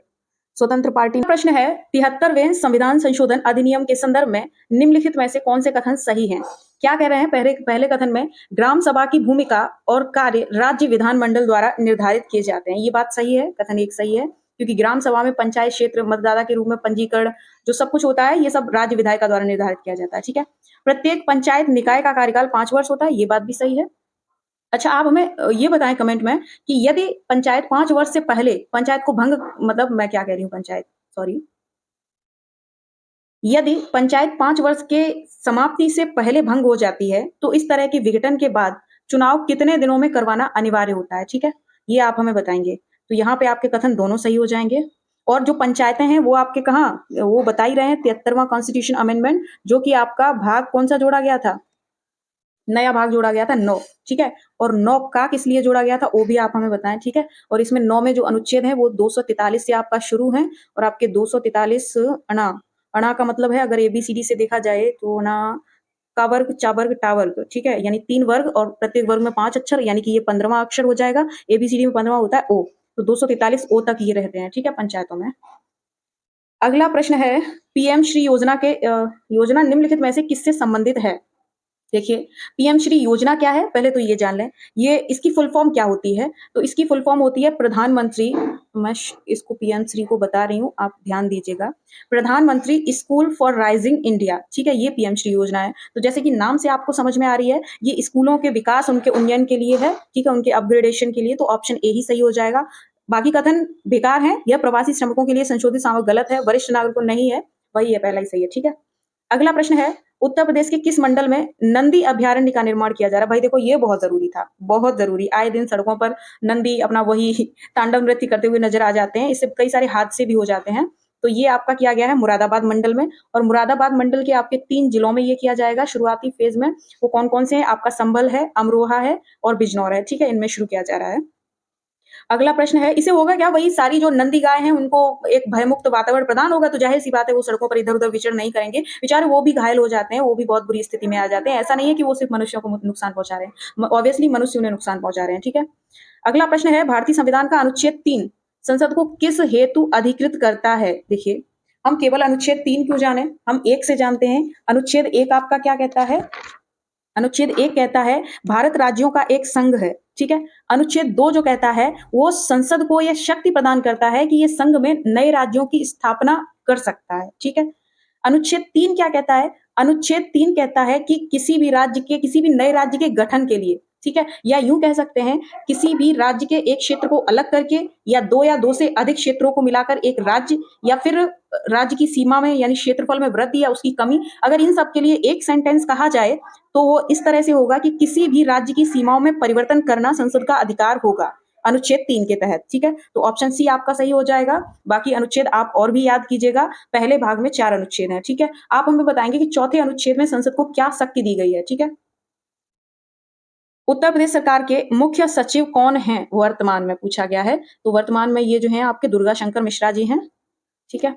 अगला प्रश्न है, अंतर्राष्ट्रीय श्रम संगठन आईएलओ के संदर्भ में कौन से कथन सही हैं? आईएलओ का हम पहले भी जिक्र कर चुके हैं और हमने भी था कि आईएलओ की स्थापना कब हुई थी, वो आप हमें बताएँगे। यहाँ कथन कह रहे हैं कि इसकी स्थापना वर्ष 1919 में, अरे यार बता दिया है। वर्साई की संधि के द्वारा की गई थी, कथन 1 सही है, ये वर्साई की संधि के द्वारा की गई है संयुक्त राष्ट्र संघ की एक एजेंसी के तौर पर। वर्ष 1969 में इसे नोबेल शांति पुरस्कार प्रदान किया गया। यहाँ दूसरा कथन भी सही है, ठीक है? ये जो काम कर रहा है, वो शांति को प्रोत्साहित करने, कामगारों यानी कारीगरों के लिए गरिमापूर्ण कार्य और उनको न्याय की दिशा में कार्य करने और विकासशील देशों को तकनीकी सहायता प्रदान करने के कारण इसको नोबेल शांति दिया गया है। यहाँ कथन आपके दोनों सही हो जाएँगे।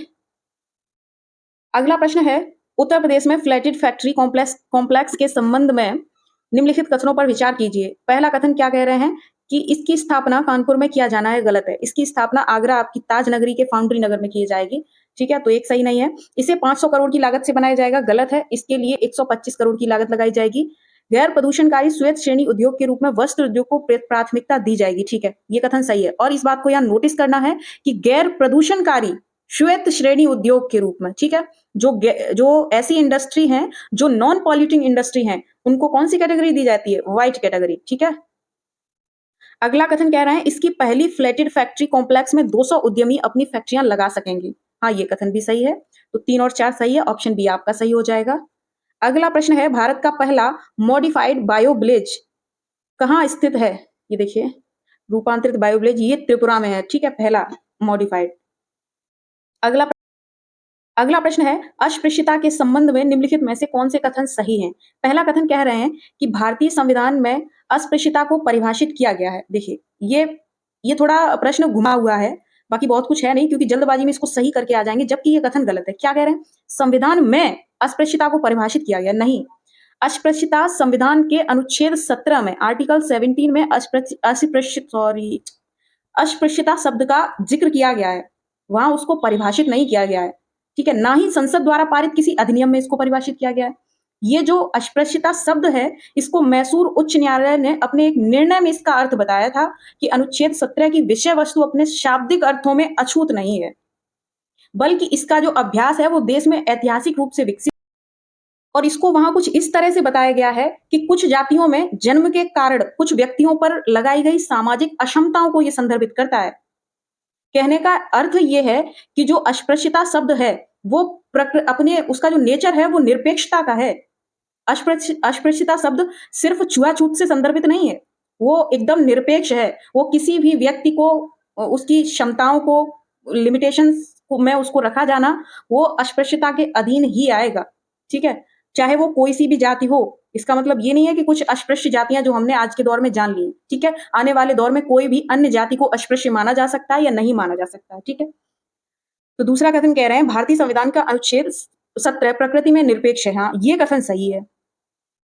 यानी अस्पृश्यता से उत्पन्न होने वाले किसी भी अक्षमता को लागू करना कानून के अनुसार दंडनीय अपराध होगा, ठीक है? और उसकी व्याख्या उसी पर्टिकुलर जो उम, अपराध है, उसके हिसाब से उस तरह की व्याख्या करी जाएगी, ठीक है?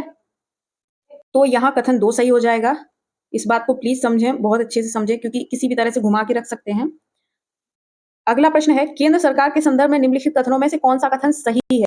पहला कथन कह रहे हैं कि मंत्रिमंडल केंद्र सरकार का सर्वोच्च कार्यकारी प्राधिकरण होता है, बिल्कुल सही है और इसमें 15 से 20 मंत्री शामिल होते हैं, ठीक है? केंद्र सरकार का प्रमुख नीति निर्माता भी यही होता है, ठीक है? सर्वोच्च कार्यकारी प्राधिकरण जो होता है, तो कथन 1 आपका सही हो जाएगा। दूसरे कथन की बात करें, तो कहा गया है कि प्रधानमंत्री का कोई निश्चित कार्यकाल नहीं होता। अब देखिए, इस बात को भी गलत कर जाएँगे। क्यों गलत कर जाएँगे? क्योंकि हम लोगों को ये पता है कि प्रधानमंत्री 5 वर्षों तक रहता है, ठीक है? हमें ये भी पता है साथ में कि इसका लोकसभा का जो है वो विघटन भी हो सकता है, ठीक है? या फिर यूँ कहा जा सकता है कि प्रधानमंत्री जो है वो राष्ट्रपति के पश्चात पर्यंत ही पद धारण कर रहा है। यानी जब तक उनको लोकसभा में बहुमत प्राप्त है, तभी तक प्रधानमंत्री है ना, चाहे बेशक 4 साल हुए हों, 3 साल हुए हों, ठीक है? अगर वो अपना विश्वास खो देते हैं तो चुनाव फिर से होगा ना। तो यहाँ चुनाव की अवधि कम से कम 5 वर्ष रखी है, सॉरी अधिक से अधिक 5 वर्ष, ठीक है? प्रधानमंत्री का कार्यकाल निश्चित नहीं है एक सदस्य के रूप में, ठीक है? तो ये बात भी सही है, तो कथन दोनों सही है। इस बात को बहुत गौर कीजिएगा इस बात पे।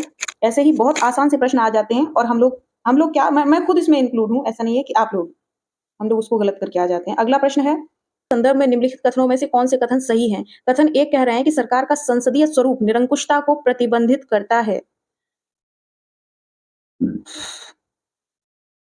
तो भारत के संदर्भ में ये बात बिल्कुल सही है। निरंकुशता को प्रतिबंधित करना ही तो संसद संसद की जो प्रणाली है वो इसीलिए है भारत में। ये कथन सही है। ठीक है? फिर कह रहे हैं इस रूप में विधायी और कार्यपालिका अविभाज्य हैं। तो कथन 2 भी आपका सही है क्योंकि जो हम लोगों ने पढ़ा है शक्तियों का पृथक्करण, ठीक है? उसमें विधायिका और कार्यपालिका एक साथ भी हैं और अविभाज्य भी हैं, ठीक है? तो ये दोनों सही है। जबकि जो न्यायपालिका है वो एकदम विभाजित है। तो कथन आपके दोनों सही हो जाएँगे। अगला प्रश्न है, राष्ट्रीय स्वच्छ जलवायु कार्यक्रम, ओफ़ो! जलवायु कहाँ लिखा है प्रीत? कुछ भी पढ़ती हो यार। राष्ट्रीय स्वच्छ वायु कार्यक्रम के संदर्भ में निम्नलिखित में से कौन से कथन सही हैं? पहला कथन कह रहे हैं, वायु गुणवत्ता प्रबंधन के लिए एक राष्ट्रीय ढांचा तैयार करने का देश में यह पहला प्रयास है। ये कथन सही है। यह प्रयास 2019 में लॉन्च किया गया था, ठीक है? ये किसके द्वारा किया गया था? पर्यावरण, वन एवं जलवायु मंत्रालय के द्वारा किया गया था। आप हमें बताएँगे कि पर्यावरण, वन एवं जलवायु मंत्रालय के केंद्रीय मंत्री वर्तमान में कौन है? ठीक है? अगला कथन कह रहे हैं, हाल ही में केंद्र ने वर्ष 2026 तक पीएम सांद्र में 40% कमी लाने का नया लक्ष्य निर्धारित किया गया है। तो सबसे पहले तो ये जो पीएम सांद्र लिखा है, इसको प्रधानमंत्री सांद्र मत समझना, ठीक है? ये पार्टिकुलेट मैटर कंसंट्रेशन के बारे में बात कही गई है, ठीक है? अब देखिए यहाँ पे प्रश्न 2 तरह से बन सकता है। यहाँ बात कही गई है कि वर्ष 2026 तक, ठीक है? लेकिन कथन ऐसे भी कहा जा सकता है कि वर्ष 2024 तक का जो पीएम सांद्र में कमी लाने का जो लक्ष्य था, वो कितना था? ठीक है? तो वर्ष 2024 तक ये 20% था, ठीक है? अब वर्ष 2026 तक इसको बढ़ाया गया है, तब 40% तक कमी लाने का लक्ष्य रखा गया है और इसके लिए 2026 के लिए जो आधार वर्ष माना है ना, वो 2024 को माना है, ठीक है? इस बात को एकदम नोटिस करके रखना है क्योंकि ज़रूरी नहीं कथन यही बन जाए, कथन 2024 या 2017 के संदर्भ में भी बन सकता है, ठीक है? और 24 के लिए आधार वर्ष किसको रखा गया था? 2017 को, ठीक है? आखिर जो कमी लानी है ना पीएम में यानी पार्टिकुलेट मैटर में जो कमी लानी है, ये तो कह दिया कि 40% कमी लानी है या 20% कमी लानी है, लेकिन वो कहाँ से कमी लानी है? किस एक सीमा रेखा से? तो 2017 में जितना भी पार्टिकुलेट मैटर एयर में इन्वॉल्व था, उसको आधार मानते हुए 20% की कमी लानी थी 2024 तक और 2024 को आधार मानते हुए 2026 तक 40% की कमी का लक्ष्य लिया गया है, ठीक है? तो दोनों कथन यहाँ पे सही हो जाएँगे, आपका ऑप्शन बी यहाँ पे सही हो जाएगा, ठीक है? अगला प्रश्न है, क्वेश्चन नंबर 50, संघाई सहयोग संगठन एससीओ की 22वीं बैठक भारत में किस शहर को संघाई सहयोग संगठन पर्यटन की और सांस्कृतिक राजधानी के लिए नामित किया गया है? तो ये आपका किया गया है वाराणसी को और ये भारत के लिए गर्व की बात है। ये जो आपका हुआ था समरकंद उज्बेकिस्तान में, ये 22वां सम्मेलन हुआ था, ठीक है? 22वीं बैठक जो एससीओ की हुई थी, वो समरकंद उज्बेकिस्तान में हुई थी, ये बात याद रखेंगे, ठीक है? और यहीं पर वाराणसी को एससीओ के लिए, सोचिए जरा, संघाई सहयोग संगठन के लिए सांस्कृतिक पर्यटन राजधानी नामित किया गया है हमारे वाराणसी को, ठीक है? तो ये इसकी वही संस्कृति और हमारे पर्यटन को प्रचार प्रसार करने के लिए ये सब किया गया है। अगला प्रश्न कह रहे हैं, अनुच्छेद 21 ए के संदर्भ में निम्नलिखित कथनों में से कौन सा कथन सही है? पहला कथन कह रहे हैं कि अनुच्छेद 21A वर्ष 2002 के 82वें संविधान संशोधन अधिनियम द्वारा जोड़ा गया था। गलत लिखा हुआ है, सभी को पता है कि ये 86वें संविधान संशोधन अधिनियम द्वारा जोड़ा गया है, ठीक है? तो एक सही नहीं है। इसमें क्या किया गया था? एजुकेशन फॉर ऑल, ठीक है? उस उद्देश्य को लिया गया था। तो कथन एक सही नहीं है। और कौन से सही है पूछा है? यह प्रावधान करता है कि राज्य 6 से 14 वर्ष की आयु के सभी बच्चों को मुफ्त और अनिवार्य शिक्षा प्रदान करेगा। ये बात भी सही है, तो कथन 2 यहाँ पे सही हो जाएगा। अच्छा, आप हमें ये बताइएगा, यहाँ जो बात लिखी है कि राज्य 6 से 14 वर्ष के आयु के बच्चों को मुफ्त शिक्षा प्रदान करेगा। एक जगह कॉन्स्टिट्यूशन में ये बात इस तरह से भी लिखी हुई है कि बच्चे के माता-पिता को यह अनिवार्यता है कि वे अपने बच्चों को वो 14 वर्ष तक के बच्चों को शिक्षा मुहैया कराएं, ये उनके लिए बाध्य है। ये कौन से अनुच्छेद में कहा गया? ये दोनों ही अलग अनुच्छेद हैं, अलग प्रावधान है। यहाँ राज्य को जिम्मेदार किया गया है, वहां पेरेंट्स को जिम्मेदार किया गया है, ठीक है? राज्यों पर विचार कीजिए, उन्हें उनकी स्थापना के कालक्रमानुसार व्यवस्थित कीजिए। तो इसमें सबसे पहले नागालैंड को राज्य स्थापित किया गया था, नागालैंड का गठन, और ये 16वें राज्य के रूप में किया गया था 1961 में। तब ये असम के नियंत्रण में रखा गया था उस टाइम, असम के राज्यपाल के नियंत्रण में। और ये तब की घटनाएं हैं जब भाषाई आधार पर या क्षेत्र आधारित राज्यों का गठन किया जाने लगा था। उसके बाद आपका जो गठन किया गया था वो हरियाणा का किया गया था सेकंड नंबर पे, और हरियाणा जो था वो 17वें राज्य के तौर पर था। उसके बाद जो गठन किया गया था मणिपुर का किया गया था, जो कि 19वें राज्य के रूप में, और साथ ही 20 और 21वां राज्य बनाया गया था त्रिपुरा और मेघालय को, ठीक है? उसके बाद मिजोरम के साथ स्थापित किए गए थे अरुणाचल प्रदेश और गोवा, जो कि 23, 24 और 25वें नंबर के राज्य थे। तो इस तरह से यहाँ आपका कथन सही हो जाएगा, ऑप्शन सही हो जाएगा डी, ठीक है? अगला प्रश्न कह रहे हैं, उच्च न्यायालय के संबंध में निम्नलिखित में से कौन सा कथन सही है? कह रहे हैं उच्च न्यायालयों के न्यायाधीशों के वेतन और भत्ते का वहन भारत की संचित निधि द्वारा किए जाते हैं। देखिए, कथन लिखा हुआ है और जल्दबाजी में हो सकता है हम लोग पढ़ लें, संचित निधि द्वारा किए जा सकते हैं और इसको सही कर दें। ये जबकि सही नहीं है, कथन गलत है। क्यों? क्योंकि जो भारत के उच्च न्यायालय के न्यायाधीशों के वेतन और भत्ते हैं ना, ये भारत की संचित निधि नहीं, क्योंकि यहाँ उच्च न्यायालय की बात हो रही है, ये राज्य की संचित निधि से किए जाते हैं, ठीक है? कथन 2 कह रहे हैं उच्च न्यायालय के न्यायाधीशों की जो पेंशन है वो राज्य की ये उलट लिखे हुए हैं एक दूसरे के। ये कथन जो है यहाँ पे होना चाहिए, मींस राज्य की संचित निधि से ये किए जाते हैं, और जो पेंशन है वो भारत सरकार की संचित निधि से, ठीक है? तो दोनों में से एक भी सही नहीं है, ऑप्शन डी यहाँ सही हो जाएगा। अगला प्रश्न कह रहे हैं, उत्तर प्रदेश में किस स्थान पर जेवर हवाई अड्डे से भी बड़ा अंतर्राष्ट्रीय हवाई अड्डा बनाने का प्रस्ताव प्रस्तुत किया गया है? तो सबसे पहले आपके लिए प्रश्न है कि जेवर हवाई अड्डा किस स्टेट में है, ठीक है, या किस शहर में है, वो आप हमें बताइएगा। और ये जो बनाया जाएगा वो आपका नवाबगंज यानी कि उन्नाव में बनाया जाएगा, और ये बनाया जाएगा जो आपका नवाबगंज पक्षी विहार है ना, उसके 5 किलोमीटर के रेंज में बनाया जाएगा। ये पता नहीं इसको लोग कैसे विकास कहते हैं, मुझे नहीं पता उनके नीति निर्माता कौन होते हैं, उन्हें कौन ऐसी नीतियों के लिए सुझाता है। जो आप पक्षी विहार के किनारे आप एयरपोर्ट बना रहे हैं, आप सोचिए जरा कि पक्षी विहार को आप कितना नुकसान प्रदान कर रहे हैं। पक्षियों का विहार वहां होता है जहां उनके अनुकूल वातावरण में शांति प्रदान हो, ठीक है? मतलब आप फ्लाइट उड़ाएंगे पक्षी भी उड़ जाएंगे, आप फ्लाइट उतारेंगे पक्षी भी उड़ जाएंगे। कि मतलब क्या कर रहे हैं हम, प्रकृति के साथ इतना खिलवाड़ क्यों कर रहे हैं? और इसको हम क्या नाम दे रहे हैं कि हम विकास कर रहे हैं। बहरहाल जो भी है हम क्या ही कर सकते हैं। अगला प्रश्न है, क्वीन एलिजाबेथ द्वितीय के संदर्भ में निम्नलिखित में से कौन सा कथन सही है? पहला कथन है कि वह ब्रिटेन की सबसे लंबे समय तक राज करने वाली महारानी थी। बिल्कुल सही है। इनका लगभग ये 70 साल तक राजगद्दी पर रही और टोटल उम्र 96 साल के बाद इनकी आत्मा को शांति मिली है। अगला कथन कह रहे हैं 2 जून 1953 को वेस्टमिंस्टर एबी में उनका राज्याभिषेक हुआ था। ये कथन भी सही है। कथन दोनों आपके सही हैं। अच्छा, ये वेस्टमिंस्टर क्या होता है? दोनों कथन यहाँ सही हैं, ठीक है। अगला प्रश्न है, निम्नलिखित में से कौन सही सुमेलित है? एक तरफ आपको अनुच्छेद दिए गए हैं, दूसरी तरफ उनसे संबंधित विषय वस्तुएं दी गई हैं। तो अनुच्छेद 74 क्या कहता है? आर्टिकल 74 कहता है कि ये राष्ट्रपति के सहायक और सलाहकार मंत्रिपरिषद का निर्माण करेगा, ठीक है। तो पहला ये गलत हो गया। अनुच्छेद 77 कहता है राष्ट्रपति को सहायता और सलाह देने की, ये गलत लिखा है। एक दूसरे के नहीं नहीं नहीं, हाँ हाँ हाँ, उल्टे लिखे हैं, ठीक है। ये कार्य का संचालन करता है और ये सलाहकार परिषद का निर्माण करता है, तो ये भी आपका गलत हो जाएगा। अनुच्छेद 78 राष्ट्रपति को सूचना देने के संबंध में प्रधानमंत्री के कर्तव्य बताता है, ये कथन सही है। अनुच्छेद 88 मंत्रियों के विषय में अन्य प्रावधानों को दर्शाता है, नहीं, मंत्रियों के विषय में नहीं, ये सदनों के संबंध में मंत्रियों के अधिकार दर्शाता है, ठीक है। तो यहाँ सी ऑप्शन सही हो जाएगा आपका। अगला प्रश्न है, असर्शन आधारित है। असर्शन में कह रहे हैं केंद्रीय प्रशासनिक अधिकरण के आदेशों के खिलाफ अपील केवल सर्वोच्च न्यायालय में की जा सकती है। केंद्रीय प्रशासन के खिलाफ अपील केवल सर्वोच्च न्यायालय में की जा सकती है। गलत है ये कथन। क्यों गलत है ये कथन?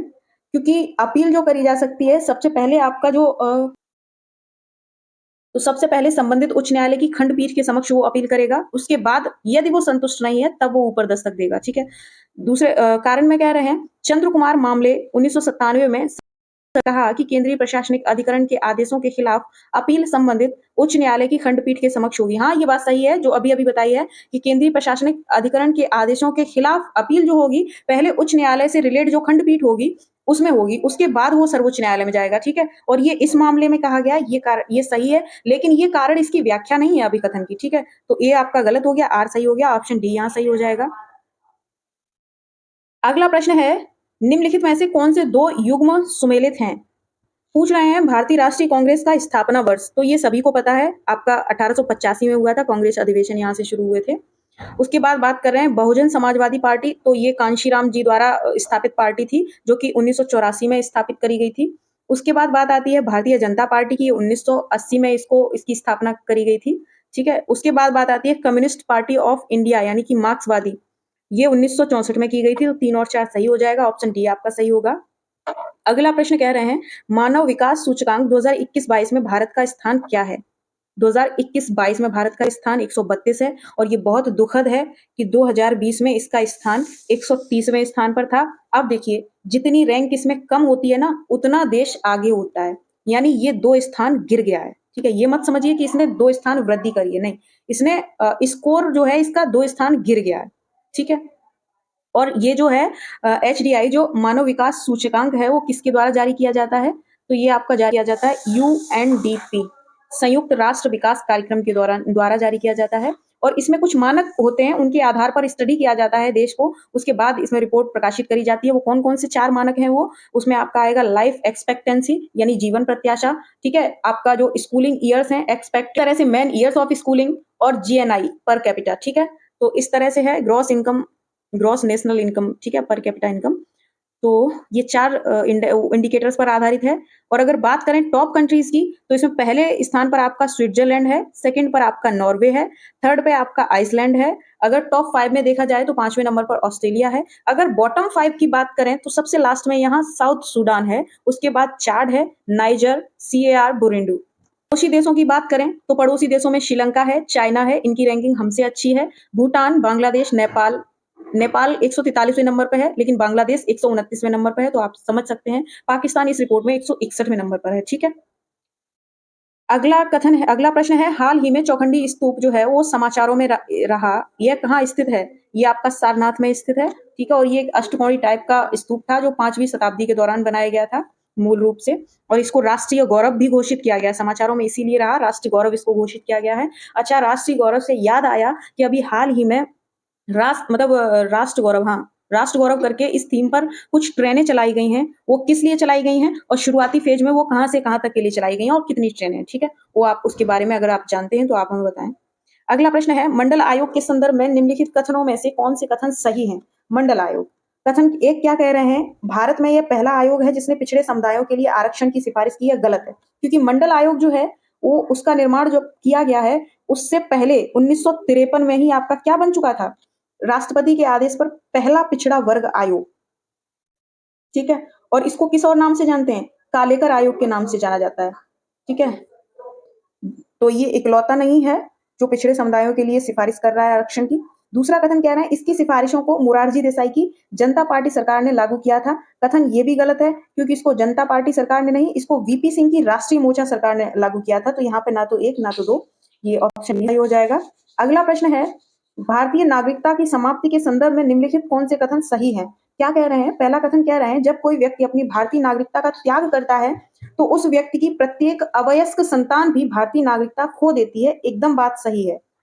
अगर यहाँ पे 18 वर्षीय व्यक्ति की बात हो तब क्या है, तब ये है कि कोई भी भारतीय नागरिक जो है या नागरिक दंपति जो है वो भारत की नागरिकता का अगर त्याग कर रहे हैं तो उनका जो पुत्र या पुत्री है, उनकी जो भी संतान है, यदि वह मेजर है यानी कि 18 वर्ष से ऊपर है तो वह पुनः आवेदन कर सकती है भारतीय नागरिकता को अपनाने के लिए, ध्यान रहे कि आवेदन करना पड़ेगा, ठीक है? कथन 2 कह रहे हैं भारतीय नागरिकता की समाप्ति तब लागू होती है जब नागरिक सामान्य रूप से लगातार 7 वर्षों से अधिक भारत से बाहर रह रहा हो। तो देखिए हम यहाँ पे ये जान लेते हैं कि समाप्ति और किन किन तरीकों से होती है। तो जब नागरिक या तो स्वेच्छा से अपना नागरिकता को छोड़े तो स्वतः समाप्त हो जाती है, ठीक है? यह प्रावधान उस युद्ध के दौरान लागू नहीं होता है जिसमें कोई भारत का नागरिक शामिल हो, ठीक है? सरकार द्वारा वंचित किया जाए किसी व्यक्ति को, तब नागरिकता समाप्त हो सकती है। और वंचित क्यों किया जाएगा? जैसे नागरिक ने धोखे से नागरिकता प्राप्त करी हो, या भारतीय कॉन्स्टिट्यूशन के प्रति अनिष्ठा दिखाई हो, या युद्ध के दौरान नागरिक ने अवैध रूप से दुश्मन के साथ व्यापार या संचार किया हो। ठीक है? अगर इसकी बात करें कि लगातार 7 वर्षों से बाहर रह रहा हो, तो ये कथन भी सही है। इस तरह से भी इसकी नागरिकता समाप्त हो जाती है। ठीक है? तो यहाँ कथन कौन से सही हैं? दोनों सही है। ऑप्शन बी आपका सही हो जाएगा। अगला प्रश्न कह रहे हैं, कौन से 2 सुमेलित हैं? अधिनियम दिए गए हैं, उनके वर्ष दिए गए हैं। पहला अधिनियम है कुटुंब न्यायालय अधिनियम, इसको परिवार न्यायालय अधिनियम भी कहते हैं, 1984 में ये किया गया था। ठीक है, पारित। अगला है ग्राम न्यायालय अधिनियम, ये 1995 में नहीं बल्कि ये 2008 में हुआ था। ठीक है। अगला है लोकपाल एवं लोकायुक्त अधिनियम, ये 2000 शायद 13 की बात है। ठीक है, तो ये भी गलत है। अगला है विधिक सेवा प्राधिकरण अधिनियम, ये सही है 1987 में। तो 1 और 4 सही है, कूट आपके नीचे है। 1 और 4 ऑप्शन सी में सही है, ऑप्शन सी आपका सही हो जाएगा। अगला प्रश्न है, हाल ही में केंद्र सरकार ने उत्तर प्रदेश के कितने जिलों में नए मेडिकल कॉलेज खोलने की सहमति दी है? तो उत्तर प्रदेश सरकार अभी काफी प्रोत्साहित है, या कहें उत्साहित है हर चीज के लिए, हर तरह के विकास के लिए। इन्होंने यहाँ पे 6 जिलों को ये मंजूरी दी है। और ये जो योजना है वो एक जिला एक मेडिकल कॉलेज कार्यक्रम के तहत करी जाएगी। यानी उत्तर प्रदेश सरकार बहुत ज्यादा उत्साहित है अपने ओडीओपी प्रोग्राम की सफलता के बाद। मुझे नहीं पता, ये उसकी सफलता के बाद ये उन्होंने एक और कार्यक्रम चलाया था, एक तहसील एक उत्पाद। ठीक है, अब ये कार्यक्रम चला रहे हैं एक जिला एक मेडिकल कॉलेज। तो ये 6 जिले कौन कौन से हैं? तो उसमें आपका बागपत, हमीरपुर, हाथरस, कासगंज, महोबा और मीरा मैनपुरी। ठीक है, इसके अतिरिक्त ये कॉलेज, इनका विस्तार किया जाएगा बाद में, कुल और जिलों में ये खोले जाएंगे। लगभग कुछ 65 मेडिकल कॉलेज खोले जाएंगे, जिसमें आपके अन्य जिले हैं जो कि आगे विस्तार होगा। तब फिलहाल यहाँ पर ये मंजूरी दी गई है, जिसमें निम्नलिखित में से किन 2 संस्थानों ने देश का प्रथम राष्ट्रीय इलेक्ट्रिक फ्रेट प्लेटफॉर्म ई फास्ट इंडिया लॉन्च किया है? ये किया है आपका नीति आयोग ने और आपका विश्व संसाधन संस्थान यानी WRI वर्ल्ड रिसोर्स इंस्टीट्यूट ने। और ये क्यों किया गया है? जो आपकी अच्छा, आप हमें ये भी बताएं कि जो फ्रीट कॉरिडोर है वो अभी तो नहीं कह सकते, ये कोई 1 डेढ़ साल पहले स्थापित, मतलब उसको फ्रीट कॉरिडोर को बनाया गया था, वो किस राज्य में बनाया गया था और किन किन जिलों के मध्य बनाया गया था? और ये फ्रीट कॉरिडोर होता क्यों है वो हम आपको बता रहे हैं। जो आपकी मालगाड़ियां हैं, ढुलाई गाड़ियां, वो क्या होती थी पहले, रेलवे आपका जो पैसेंजर ट्रैक होता है उसी पे चला करती थी। इसके वजह से काफी डिस्टर्ब होता था पैसेंजर्स ट्रेन को, बहुत सारा लेट लतीफी भी इसमें होता था। अब क्या होगा, इनके लिए अलग ट्रैक बनाया जाएगा जिसको उन्होंने फ्रीट कॉरिडोर कहा है। मालगाड़ियों को अलग ट्रैक पे गुजारा जाएगा, पैसेंजर ट्रेन को अलग ट्रैक पे गुजारा जाएगा, जिसमें लेट लतीफी नहीं होगी, टाइम का प्रॉब्लम नहीं आएगा, ट्रेन जो रेलवे है उसका टाइम टेबल अच्छा बना रहेगा। ठीक है, तो अभी यहाँ एक प्लेटफॉर्म लॉन्च किया गया है ई फास्ट इंडिया। ये क्योंकि ई फास्ट इंडिया का मतलब है, तो ये एक सॉफ्टवेयर है। और वो क्यों किया जाएगा? जो आपके नीति निर्माता हैं, माल उत्पादक हैं, जो कंपनियां हैं, वित्तदाता हैं, जो ग्राहक उद्योगपति हैं, ठीक है, इन सबको एक साथ लाकर सिखाने, कार्यकुशलता को उत्प्रेरित करने के लिए ये है। ठीक है, तो एक रणनीति प्रदान करी जाए। अगला प्रश्न है, निम्नलिखित में से कौन से प्रधानमंत्री अपने कार्यकाल के दौरान राज्यसभा के सदस्य थे? आपके HD देवगौड़ा, हरदन हल्ली डोड़ा घोड़ा HD देवगौड़ा। अगला प्रश्न है,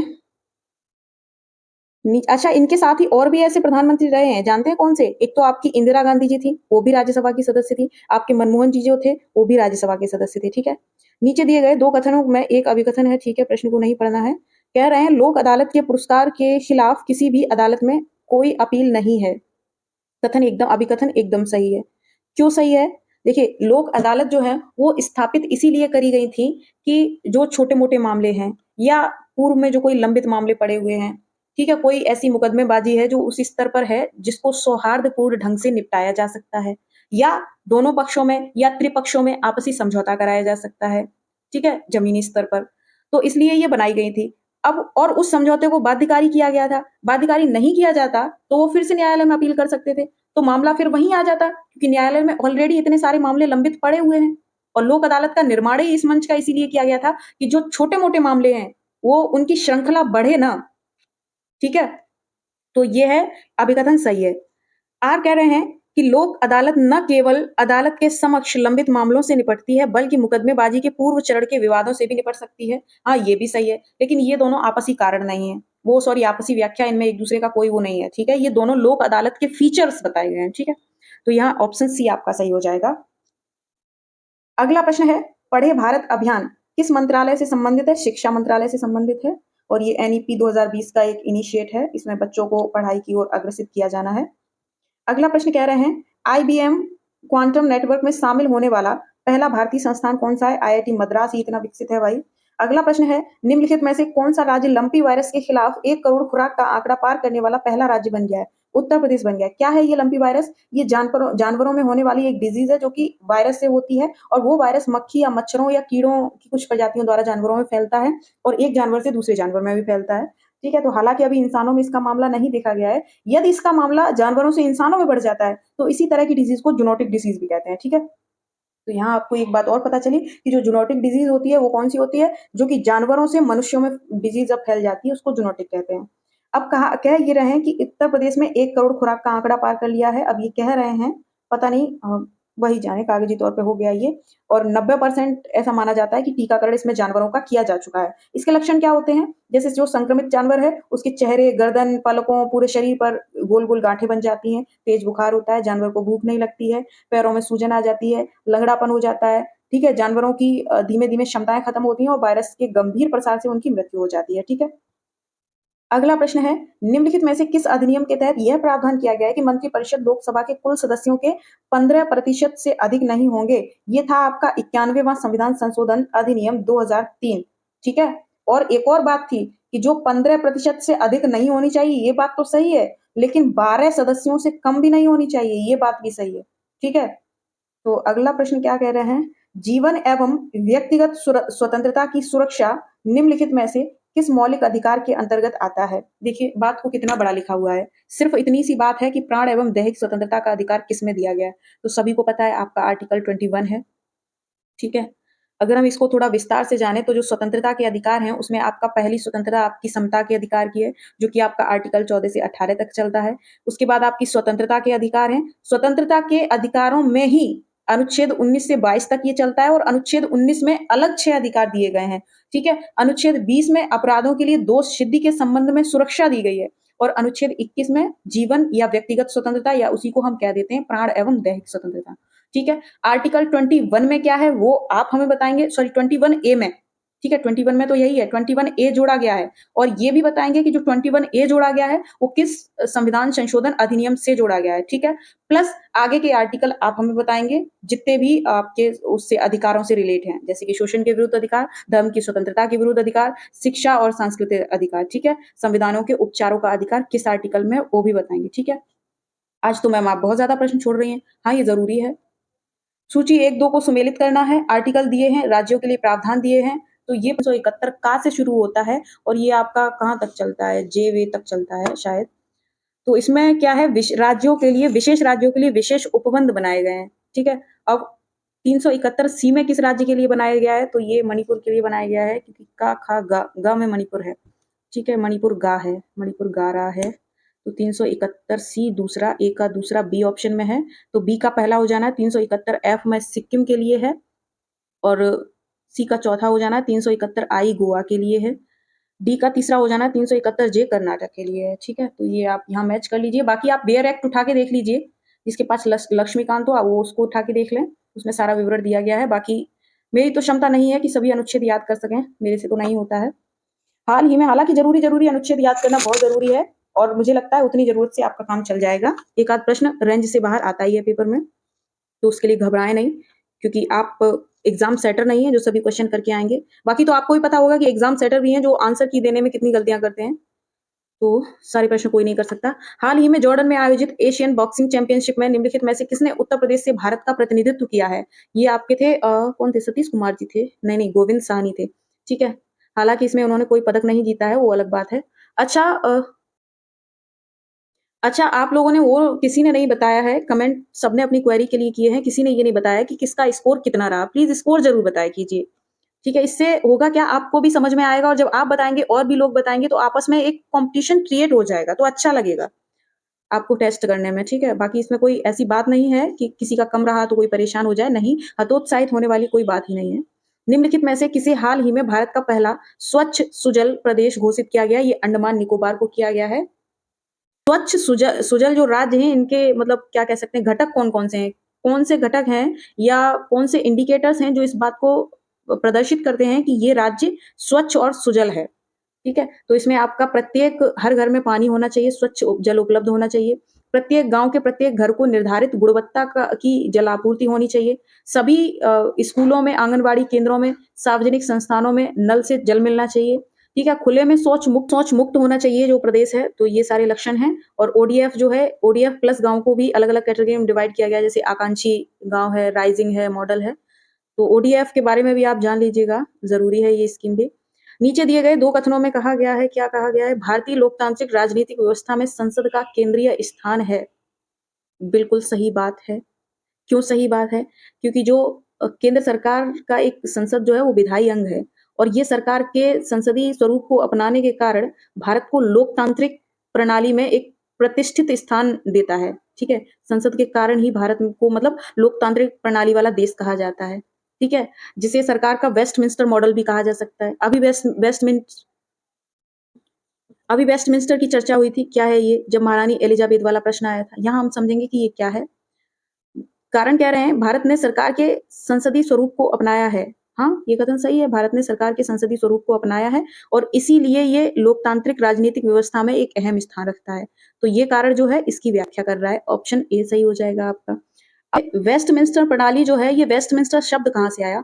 तो ये शब्द शब्द क्या ये एक पैलेस का नाम होता था वहाँ पे यूके में, तो वेस्टमिंस्टर पैलेस में ही वहाँ की संसद को जो भी उसका कार्य संचालन जो भी किया जाता था, वहाँ के पैलेसों को उपयोग किया जाता था। तो नाम तो वहाँ से आया और क्योंकि ये एक लोकतांत्रिक प्रणाली है, तो ये केवल भारत में ही नहीं, कई अन्य देशों में भी अपनाई गई थी। जैसे कि आपका इसका उपयोग Australia, Bharat, Ireland, Jamaica, Malaysia, New Zealand, Singapore, Malta इत्यादि देशों में भी किया जाता है। तो यहाँ पे कथन ए सही हो जाएगा आपका। ओह सॉरी, ऑप्शन ए सही हो जाएगा, ठीक है?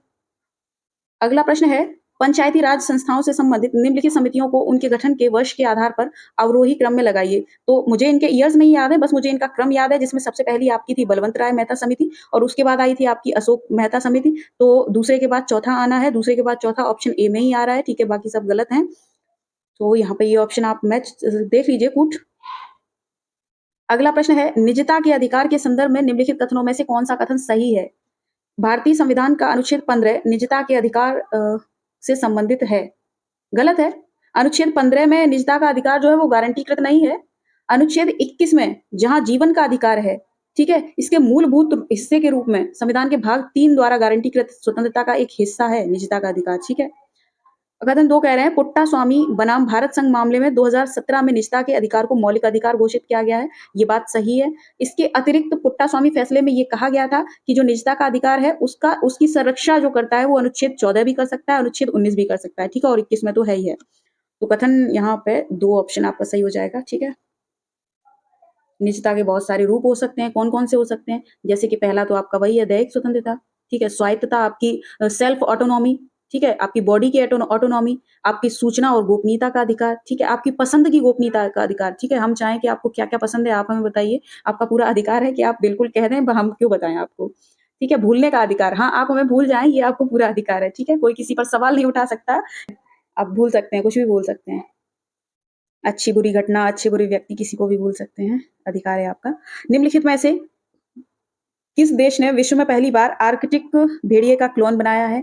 ये बनाया आपके चीन के बीजिंग में बनाया गया है, ठीक है? और इसमें जो कह सकते हैं उसमें इंग्लिश में एक टर्म होता है oocyte, ठीक है? साइंस वाली हिंदी में उसको कहते हैं डिम्बाणुजनक कोशिका, ठीक है? उसका नमूना जो लिया था वो एक मादा भेड़िए से लिया था, मादा भेड़िए की त्वचा से। अगला प्रश्न है, उत्तर प्रदेश अनुसूचित जाति वित्त एवं विकास निगम योजना का नाम बदलकर क्या कर दिया? वेरी मोस्ट क्वेश्चन, और ये क्वेश्चन रिपीट हो रहा है, इसी सीरीज में रिपीट हो रहा है। जबकि मैंने ऊपर बताया था इसका नाम कर दिया गया अभ्युदय योजना, ठीक है? प्रधानमंत्री अनुसूचित जाति अभ्युदय योजना, ठीक है? और इसमें क्या किया गया था? इसमें वो जो लिमिट थी, ठीक है? वो 2.5 लाख रुपए तक की वार्षिक आय वाले लोगों को प्राथमिकता दी गई है, ठीक है? गरीबी रेखा से नीचे रहने वाले अनुसूचित जाति से संबंधित कोई भी व्यक्ति इस योजना का पात्र हो जाएगा, ठीक है? अगला प्रश्न है, first past the post system के संदर्भ में निम्नलिखित में से कौन सा कथन सही है? ये जो फर्स्ट पास्ट पोस्ट प्रणाली है, ये एक साधारण बहुमत प्रणाली है। मतदान प्रक्रिया के तहत एक निर्वाचन क्षेत्र में सबसे अधिक वोट पाने वाले उम्मीदवार को इसमें विजेता घोषित किया जाता है। तो कथन 1 सही है। राज्यसभा ने इस प्रणाली को अपनाया, गलत है, क्योंकि सभी को पता है राज्यसभा में अनुपातिक प्रतिनिधित्व प्रणाली के ऊपर चुनाव होता है, ठीक है? साधारण प्रणाली पर चुनाव नहीं होता है, तो यहाँ ऑप्शन आपका ए सही हो जाएगा। अगला प्रश्न है आपका, सहकारी समितियों के से संबंधित राज्य के नीति निर्देशक सिद्धांत निम्नलिखित में से किस अनुच्छेद के तहत प्रतिष्ठापित हैं? बड़े कठिन शब्द ये रहते हैं, ये 43 बी के तहत है, ठीक है? अच्छा, आप हमें ये चलिए पूछ ही लेते हैं। जो 43 है 43 जो 43 बी है वो कौन से कॉन्स्टिट्यूशनल अमेंडमेंट द्वारा इसको वो करा गया था, स्थापित किया गया था, ठीक है? बाकी 42वें संविधान संशोधन से आपका 39 का जितना भी है 39 ए है आपका, 43 बी, 43 का ए है, 48 का ए है और 39 में कहा क्या गया है? अनुच्छेद 39 में कहा गया है बच्चों के स्वास्थ्य, उनके विकास के अवसरों को सुरक्षित करना और 39 ए में कहा गया है समान न्याय को बढ़ावा देना और गरीबों को कानूनी सहायता निःशुल्क प्रोवाइड कराना, ठीक है? 43 ए में कहा गया है उद्योगों के मैनेजमेंट में श्रमिकों की भागीदारी को सुरक्षित करना, ठीक है? यानी इसको आप कह सकते हैं कंपनी अधिकार अधिनियम के तहत इसको आप जान सकते हैं। अनुच्छेद 48 ए में पर्यावरण की रक्षा, सुधार, ठीक है? देश के वनों एवं वन्य जीवों की रक्षा करना, ये सब है। अगला प्रश्न है, निम्नलिखित में से कौन से 2 सही सुमेलित हैं? कौन से 2 सही सुमेलित हैं? देखिए 243 ही हैं सब और सभी पंचायतों से रिलेट हैं और जो पंचायतें हैं आपकी किस भाग में दी गई हैं? आपकी भाग 9 में दी गई हैं और जैसा कि हमने पहले ही आपको बताया भाग 9 में 243 से 243 ण तक, ठीक है? और ण का मतलब है कि 243 ओ तक हैं ये। तो 243 डी में क्या कहा गया है? इसमें कहा गया है पंचायतों में सीटों का आरक्षण होगा, ये सही है। 243 जी में क्या कहा गया है? पंचायतों का गठन 200 गलत है क्योंकि गठन पहले आएगा, ठीक है? उसके बाद ये सारी चीजें आएंगी। तो ये सी में है गठन। तो इसका मतलब ए में क्या है? ए में जो है वो आपका ग्राम सभा है, ठीक है? और पर्टिकुलर 243 में क्या है? उसमें पंचायतों की जो परिभाषा है वो दी गई है। 243 आई की अगर बात करें तो उसमें पंचायतों के लिए वित्तीय स्थिति की समीक्षा और वित्त आयोग का गठन किया गया है, तो ये गलत है। 243 के में क्या है? पंचायतों का चुनाव है, तो ये सही है। यानी पहला और चौथा सही है, ऑप्शन बी आपका सही हो जाएगा। अगला प्रश्न है, हाल ही में ग्लोबल हुरून रिच लिस्ट में पहली बार निम्न में से किसका नाम दिया गया है? बहुत इंटरेस्टिंग क्वेश्चन, वेरी इंटरेस्टिंग, ठीक है? अलख पांडे सर, सभी लोग इनसे परिचित होंगे, फिजिक्स वाला जिनको हम कहते हैं।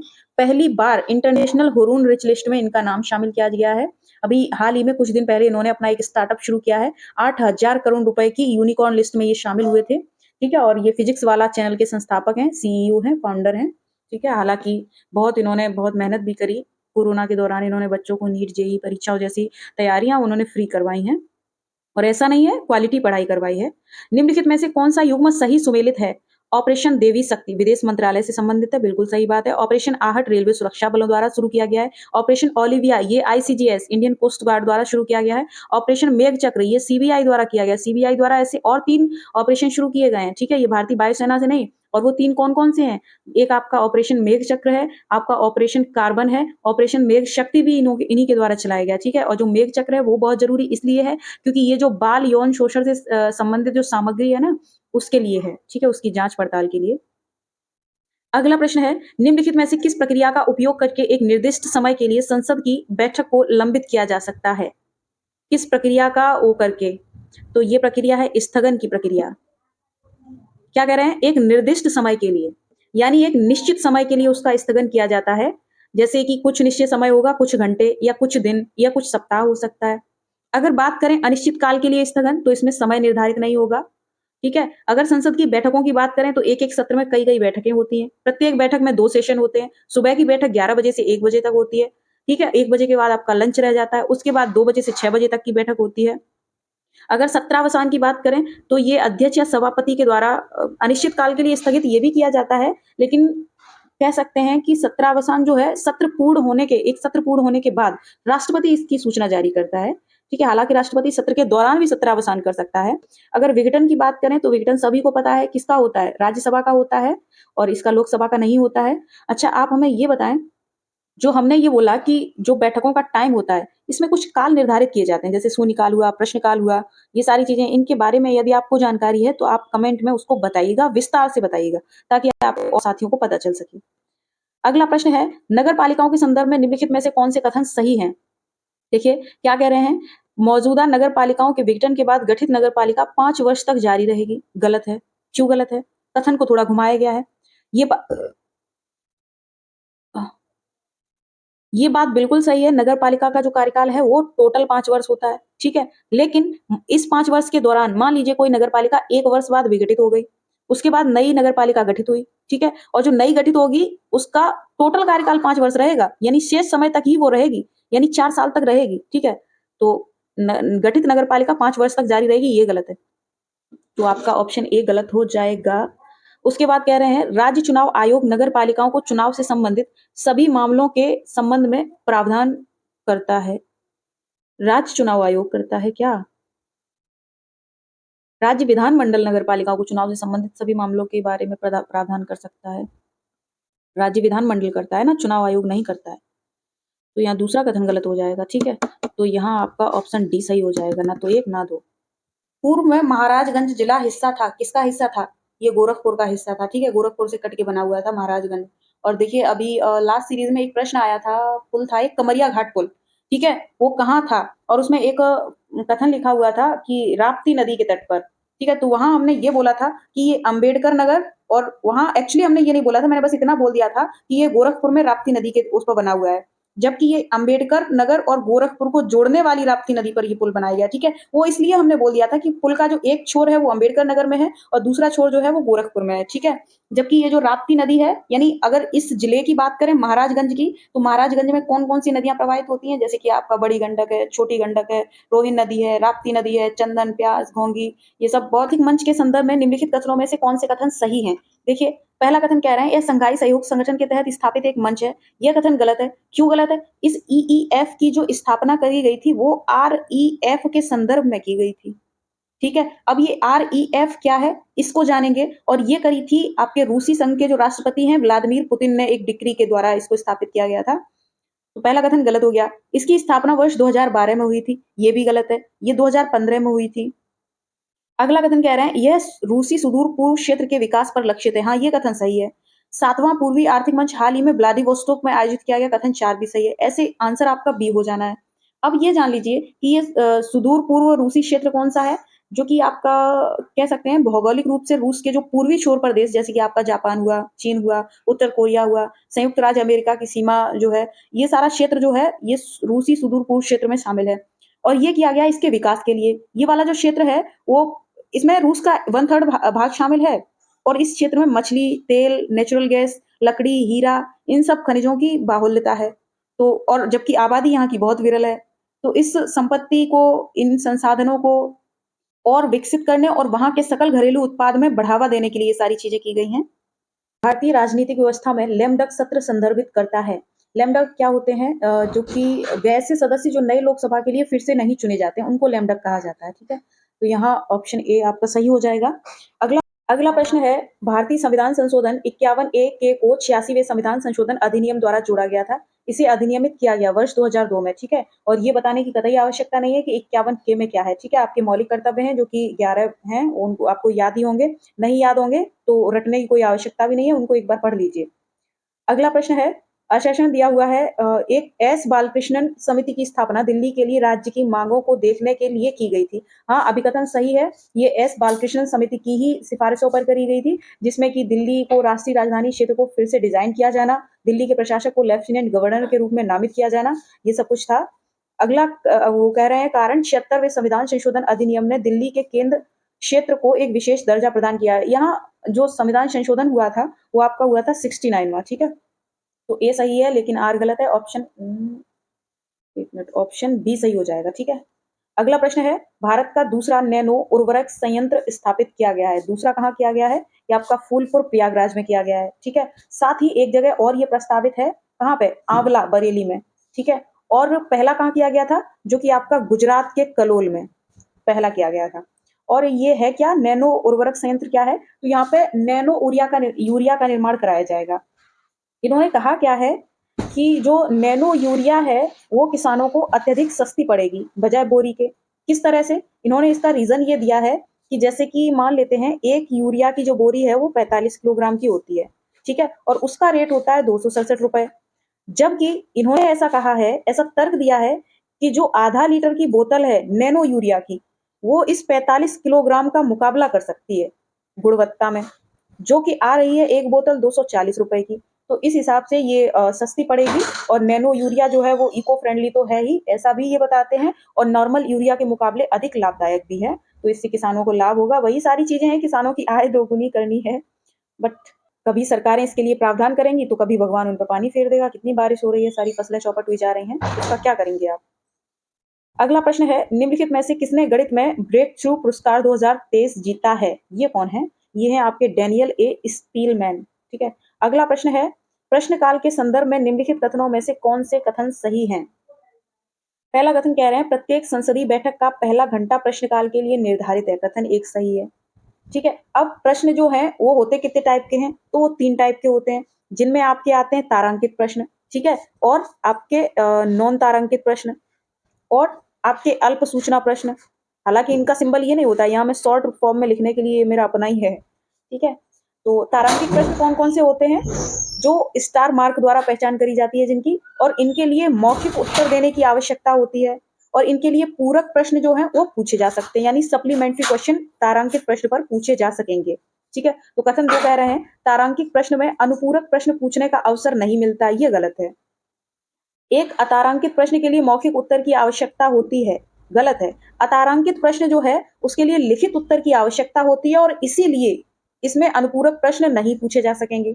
ठीक है, तो ये भी गलत हो जाएगा। चौथा है अल्प सूचना प्रश्न 10 दिन से कम समय का नोटिस देकर पूछा जा सकता है, बिल्कुल सही बात है, और इनका मौखिक रूप से उत्तर भी दिया जा सकता है। ठीक है, तो यहाँ 1 और 4 सही है, ऑप्शन डी आपका सही हो जाएगा। अगला प्रश्न है, जबकि मैंने इसी सीरीज में अभी थोड़ी देर पहले पूछा था कि प्रश्न कितने टाइप के होते हैं, उनके बारे में आप बताइए, यहाँ हम खुद ही बताना पड़ा। चलिए, अगला है निम्नलिखित में से कौन से राज्य छठी सूची अनुसूची में दिए गए विशेष प्रावधान के अंतर्गत आते हैं? विशेष प्रावधान के अंतर्गत छठी अनुसूची में जो आते हैं उनको हम तो एटीएम 2 के नाम से याद करते हैं। ठीक है, जिसमें कि एटीएम से आपका Assam, T for Tripura, M for आपका मिजोरम और आपका मेघालय। ठीक है, ध्यान रहे मणिपुर इसमें नहीं है, तो यहाँ पे असम और मिजोरम है। 1 और 4 ऑप्शन सी आपका सही हो जाएगा। अगला प्रश्न है, निम्नलिखित में से किससे संबंधित प्रावधान संसद के एक विशेष बहुमत और राज्यों की सहमति द्वारा संशोधित किए जा सकते हैं? देखिए, संविधान संशोधन पर बात की गई है और संसद द्वारा बात की गई है, तो सबसे पहले तो ये जान लें कि संसद द्वारा जो संशोधन हो सकता है वो कितने तरीकों से हो सकता है। पहला आपका होता है साधारण बहुमत से, ठीक है। दूसरा आपका होता है संसद का जो विशेष बहुमत है, ठीक है, स्पेशल बहुमत से। तीसरा जो होता है आपका, वो संसद का विशेष बहुमत होता है और आधे राज्यों की विधानमंडलों की संस्तुति के उपरांत होता है। अब यहाँ क्या कह रहे हैं कि ऐसा प्रावधान चुनिए जो विशेष बहुमत और राज्यों की सहमति द्वारा संशोधित किया जा सकता है, यानी यहाँ तीसरे के बारे में पूछा है। ठीक है, तो तीसरा जो है उसके अंतर्गत आएगा आपका वस्तु और सेवा कर परिषद का जो संशोधन है वो। इसके अतिरिक्त इसमें और कौन कौन से आएंगे, जैसे कि आपका सर्वोच्च न्यायालय या उच्च न्यायालय में किसी टाइप का कोई संशोधन है, राष्ट्रपति के निर्वाचन की प्रक्रिया में कोई संशोधन है, ठीक है, आपका 7वीं अनुसूची से संबंधित किसी विषय में कोई संशोधन है, संसद में राज्यों के प्रतिनिधित्व में कोई संशोधन है, ये सब किसके अंतर्गत आएंगे? थर्ड टाइप के अंतर्गत। ठीक है, अगर बात करी जाए विशेष बहुमत की तो इसके अंतर्गत आएंगे आपके मूलाधिकार, डीपीएसपी। ठीक है, अगर आपकी बात की जाए साधारण बहुमत की तो इसके अंतर्गत बहुत सारे, जैसे नए राज्यों का प्रवेश गठन, राजभाषा का प्रयोग पर कोई संशोधन है, केंद्र शासित प्रदेशों में कोई संशोधन, 5वीं अनुसूची 6ठी अनुसूची में संशोधन, नागरिकता प्राप्ति और समाप्ति में संशोधन, तो ये बहुत सारी चीजें हैं। अगला प्रश्न है, प्राचीन भारत में गोरखपुर किस महाजनपद का भाग था? कौशल का भाग था, और कौशल की राजधानी कौन थी, अयोध्या या काशी, वो आप हमें बताएंगे। ठीक है, अगला प्रश्न है, एथेरियम विलय के संदर्भ में निम्नलिखित कथनों में से कौन से कथन सही हैं? क्या है ये एथेरियम विलय? जो ये एथेरियम विलय है, ये साइबर के तौर पर एक साइबर सुरक्षा के ही लिए हैं, और ये ब्लॉकचेन टेक्नोलॉजी पर आधारित हैं। ये एथेरियम नेटवर्क को माइनर्स की आवश्यकता को पूरी तरह से समाप्त कर देगा, कथन ए आपका सही है। यह एथेरियम नेटवर्क पर लेन देन को बेहद सुरक्षित बना देगा, बिल्कुल सही है, ब्लॉकचेन टेक्नोलॉजी पर है तो सुरक्षित ही रहेगा। अगला प्रश्न है, निम्नलिखित में से किस मामले में न्यायिक समीक्षा को भारतीय संविधान की मूल संरचना के रूप में घोषित किया गया है? देखिए, न्यायिक समीक्षा की मूल संरचना कही गई है वो इंदिरा नेहरू गांधी मामला था। ठीक है, केशवानंद भारती मामला अलग है, ये बात याद रखनी। हालांकि उसमें भी मूल ढांचे की चर्चा की गई है, लेकिन वो किस संदर्भ में की गई है वो अलग बात है। अगला प्रश्न है, भारत के निर्वाचन आयोग के संदर्भ में निम्नलिखित कथनों में से कौन से सही हैं? पहला कह रहे हैं मुख्य निर्वाचन आयुक्त का कार्यकाल 6 वर्ष होता है, सही है, 6 वर्ष या फिर 65 वर्ष। ठीक है, इनमें से जो भी पहले हो, इससे पहले वो इस्तीफा दे सकते हैं, ये बात ठीक है, और कार्यकाल समाप्ति से पहले उनको हटाया भी जा सकता है। दूसरा कथन कह रहे हैं संविधान ने सेवानिवृत्त होने वाले निर्वाचन आयुक्तों को सरकार द्वारा किसी और नियुक्ति से वंचित कर दिया है, गलत है, तो पहला कथन सही हो जाएगा। अगला प्रश्न है, सूची दी गई है प्रश्नों की और वो जो प्रिंट कलर है वो दिया गया है, तो जो आपका स्टार मार्क क्वेश्चन होता है वो आपका होता है ग्रीन कलर का, अतारांकित प्रश्न जो होता है अनस्टार्ड वो आपका होता है व्हाइट कलर का, अल्प सूचना प्रश्न जो होते हैं वो गुलाबी कलर के होते हैं, निजी सदस्यों के प्रश्न वो होते हैं पीले कलर के। आप कूट इनमें से चुन लीजिए। ठीक है, बाकी इनके बारे में डिटेल अभी बात हो ही चुकी है। अगला प्रश्न है, निम्नलिखित में से किस शहर में उत्तर प्रदेश सरकार ने मेट्रो रेल चलाने का निर्णय लिया है? कौन से हैं? बरेली है, झांसी है, मेरठ है? 1, 3, 2 ऑप्शन बी सही हो जाएगा। वाराणसी क्यों नहीं है? तो देखिए वाराणसी में उन्होंने एक नया प्रयोग किया है। क्या प्रयोग किया है? वो मेट्रो नहीं चलाएंगे, वहां पे रोपवे चलाएंगे, ठीक है, रस्सी के द्वारा जो चलाई जाता है ट्रेन, मेट्रो टाइप, ठीक है। अगला प्रश्न है, निम्नलिखित में से अच्छा इससे पहले कहाँ-कहाँ मेट्रो कार्य शुरू हो चुका है? जैसे कि आपका लखनऊ हुआ, कानपुर हुआ, आगरा हुआ, ठीक है। एनसीआर रीजन के बाद अब ये 4 शहर और जोड़े गए हैं। इसमें अच्छा इसमें प्रयागराज भी शामिल है, अगर ऑप्शन में प्रयागराज आ जाए एग्जाम में, ठीक है। अगला प्रश्न है, निम्नलिखित में से किसने पहला महारानी एलिजाबेथ द्वितीय वुमेन ऑफ द ईयर पुरस्कार जीता है? तो ये है आपकी सुएला ब्रेवरमैन। अगला प्रश्न है, उचित लाभकारी मूल्य एफआरपी के संदर्भ में कौन सा कथन सही है? एफआरपी सरकार द्वारा घोषित आधार मूल्य है, बिल्कुल सही, और ये गेहूं की फसल के लिए है।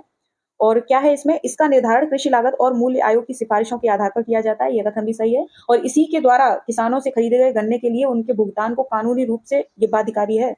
तो यहाँ दोनों सही है, यानी इससे बेईमानी नहीं हो सकती। हालांकि किसान के साथ फिर भी बेईमानी होती है।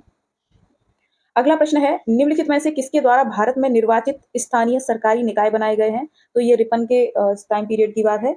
अगला प्रश्न है, कौन सी सरकार की संघीय विशेषताएं? देखिए सरकार दो टाइप की हो सकती है, एकात्मक प्रणाली की सरकार और संघीय प्रणाली की सरकार। अगर संघीय प्रणाली की सरकार की विशेषताओं पर बात करें तो ये आपकी होंगी संविधान की सर्वोपरिता, कठोर संविधान, और अगर इसके अतिरिक्त और देखा जाए यहाँ तो आपका ऑप्शन ए सही हो जाएगा, इसके अलावा लिखित संविधान, ठीक है। संघीय प्रणाली की विशेषता है द्विसदनीय विधान, ठीक है, ये संघीय प्रणाली की विशेषता है। शक्तियों का विभाजन, जैसे कि संविधान में 7वीं अनुसूची में 3 सूचियां उन्होंने बनाई है, ठीक है, आपका संवर्ती और ये राज्य सूची और केंद्र सूची। अगला है, आजमगढ़ उद्घोषणा संबंधित है, नहीं सुनी होगी, लेकिन 1857 का विद्रोह तो सुना है, और इस विद्रोह में जो जो मांगे हैं वो आजमगढ़ उद्घोषणा में पढ़ी गई थी, ठीक है। यानी आजमगढ़ उद्घोषणा जो है वही एक मुख्य सोर्स है इस बात को बताने का कि 1857 के विद्रोहियों की मांगे क्या थी, आखिर वो विद्रोही चाहते क्या थे। अगला प्रश्न है, डार्ट मिशन के संदर्भ में कौन सा कथन सही है? इसरो का नया अंतरिक्ष अन्वेषण उपकरण जिसे गगनयान के साथ जोड़ा जाएगा, गलत है, गगनयान एक सेपरेट मिशन है। नासा की ग्रही रक्षा की नई काइनेटिक इंपैक्टर विधि जहां एक डार्ट अंतरिक्षयान क्षुद्रग्रह डीमोफोर से टकराया, ये सही है कथन, ठीक है। अगला प्रश्न है, उत्तर प्रदेश के निम्नलिखित सदस्यों में से कौन भारत की संविधान सभा की किसी भी समिति का हिस्सा नहीं था? तो संविधान सभा की समितियों का जिक्र हमने ऊपर किया है, सारी समितियां आपको पढ़ के बताई थी, उनसे संबंधित विभाग भी बताए थे, किस मंत्री को कौन सा विभाग मिला हुआ था। जहां पे विजय लक्ष्मी पंडित जी का कोई जिक्र नहीं था, तो यहाँ पे आपका ऑप्शन डी सही हो जाएगा। हम इनको दोबारा नहीं बता सकते फिर से सबको। अगला प्रश्न है, कौन सा संघ लोक सेवा आयोग का कार्य नहीं है?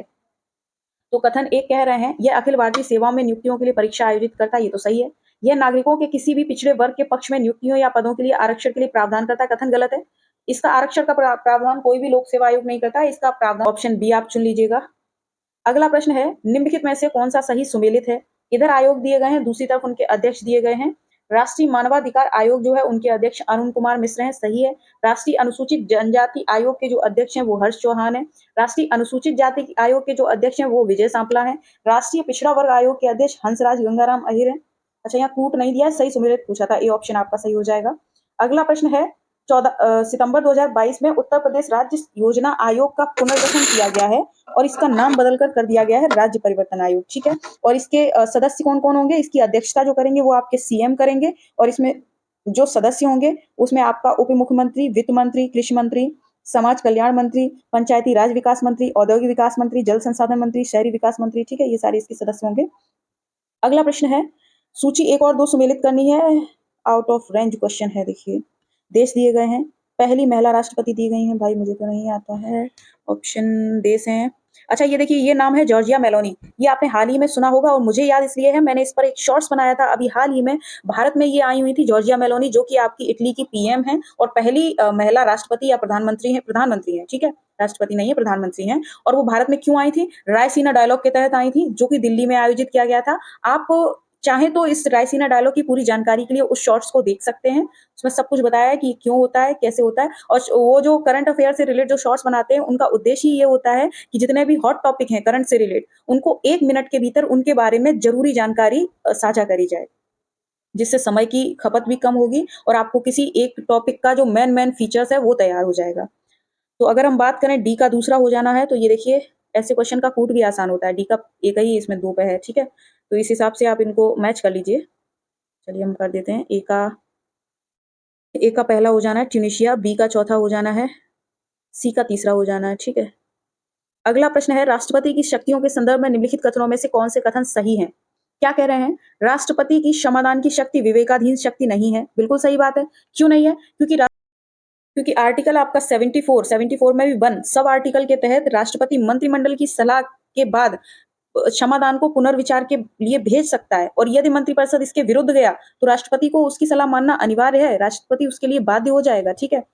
और दूसरा कथन कह रहे हैं, लघुकरण का अर्थ है सजा के स्वरूप में परिवर्तन किए बिना उसकी अवधि को कम करना। गलत है, उल्टा लिखा है। लघुकरण का अर्थ यह है कि सजा की प्रकृति में परिवर्तन कर देना, जैसे कि मृत्युदंड का जो सजा है उसको कठोर कारावास में बदल देना, ठीक है। तो यहाँ ऑप्शन 1 सही हो जाएगा। अगला प्रश्न है, निम्नलिखित में से किसने 21 नवंबर 2022 को भारत के चुनाव आयुक्त के रूप में पदभार ग्रहण किया? ये आपके अरुण गोयल जी हैं, ठीक है। और जो आपका चुनाव है, इलेक्शन, वो भारत के कौन से, वो कह रही हूँ मैं, संविधान के कौन से भाग में? आपका 15वां भाग है, ठीक है। और ये किस अनुच्छेद में? 324 से लेके 329 तक विस्तारित है। अगला प्रश्न है, कौन सा राज्य सबसे पहले इस सिद्धांत को स्वीकार करता है कि लोक लेखा समिति का अध्यक्ष विपक्षी दल से होना चाहिए? इसमें उत्तर प्रदेश का एक अच्छा निर्णय है ये। और ये लोक लेखा समिति जो होती है वो क्या होती है? विधानमंडल समिति है, जिसमें 25 सदस्य होते हैं, राज्य विधानमंडल के लिए होती है। और जिसमें 20 सदस्य जो होते हैं प्रत्येक वर्ष विधानसभा द्वारा अपने ही सदस्यों में से चुने जाते हैं, ठीक है। अगला प्रश्न है, जनजातियों के संदर्भ में निम्नलिखित कथनों में से कौन सा कथन सही है? क्या कह रहे हैं कि गैर अधिसूचित जनजातियां ऐसे समुदाय से हैं जिन्हें ब्रिटिश शासन के दौरान जन्मजात अपराधी के रूप में अधिसूचित किया गया था। हाँ, ये बात सही है। खानाबदोश और अर्धघुमंतु समुदाय वे हैं जो हर समय एक ही स्थान पर रहने के बजाय एक स्थान से दूसरे स्थान पर घूमते रहते हैं। ऑप्शन बी सही हो जाएगा। अगला प्रश्न है, निम्नलिखित में से कौन सा प्रोजेक्ट 17A से संबंधित है? तो क्या है ये 17A? ये आपका एक अल्फा फ्रिगेट, मैंने अल्फा सिंबल में लिख दिया है, बल्कि ऐसा नहीं है। अल्फा फ्रिगेट प्रोजेक्ट 17A है, जो कि आपकी भारतीय नौसेना द्वारा इसको चलाया गया है, जो 2019 में शुरू किया गया था। और इसमें होगा क्या, स्टील्थ गाइडेड मिसाइल फ्रिगेट की एक श्रृंखला का वो किया जाएगा, निर्माण किया जाएगा और लॉन्च किया जाएगा। और इसका निर्माण कौन कौन करेगा? जो आपका मझगांव डॉक शिप बिल्डर्स हैं और गार्डन रीच शिप बिल्डर्स, ये दोनों मिलकर इनके इंजीनियर्स द्वारा किया जाएगा।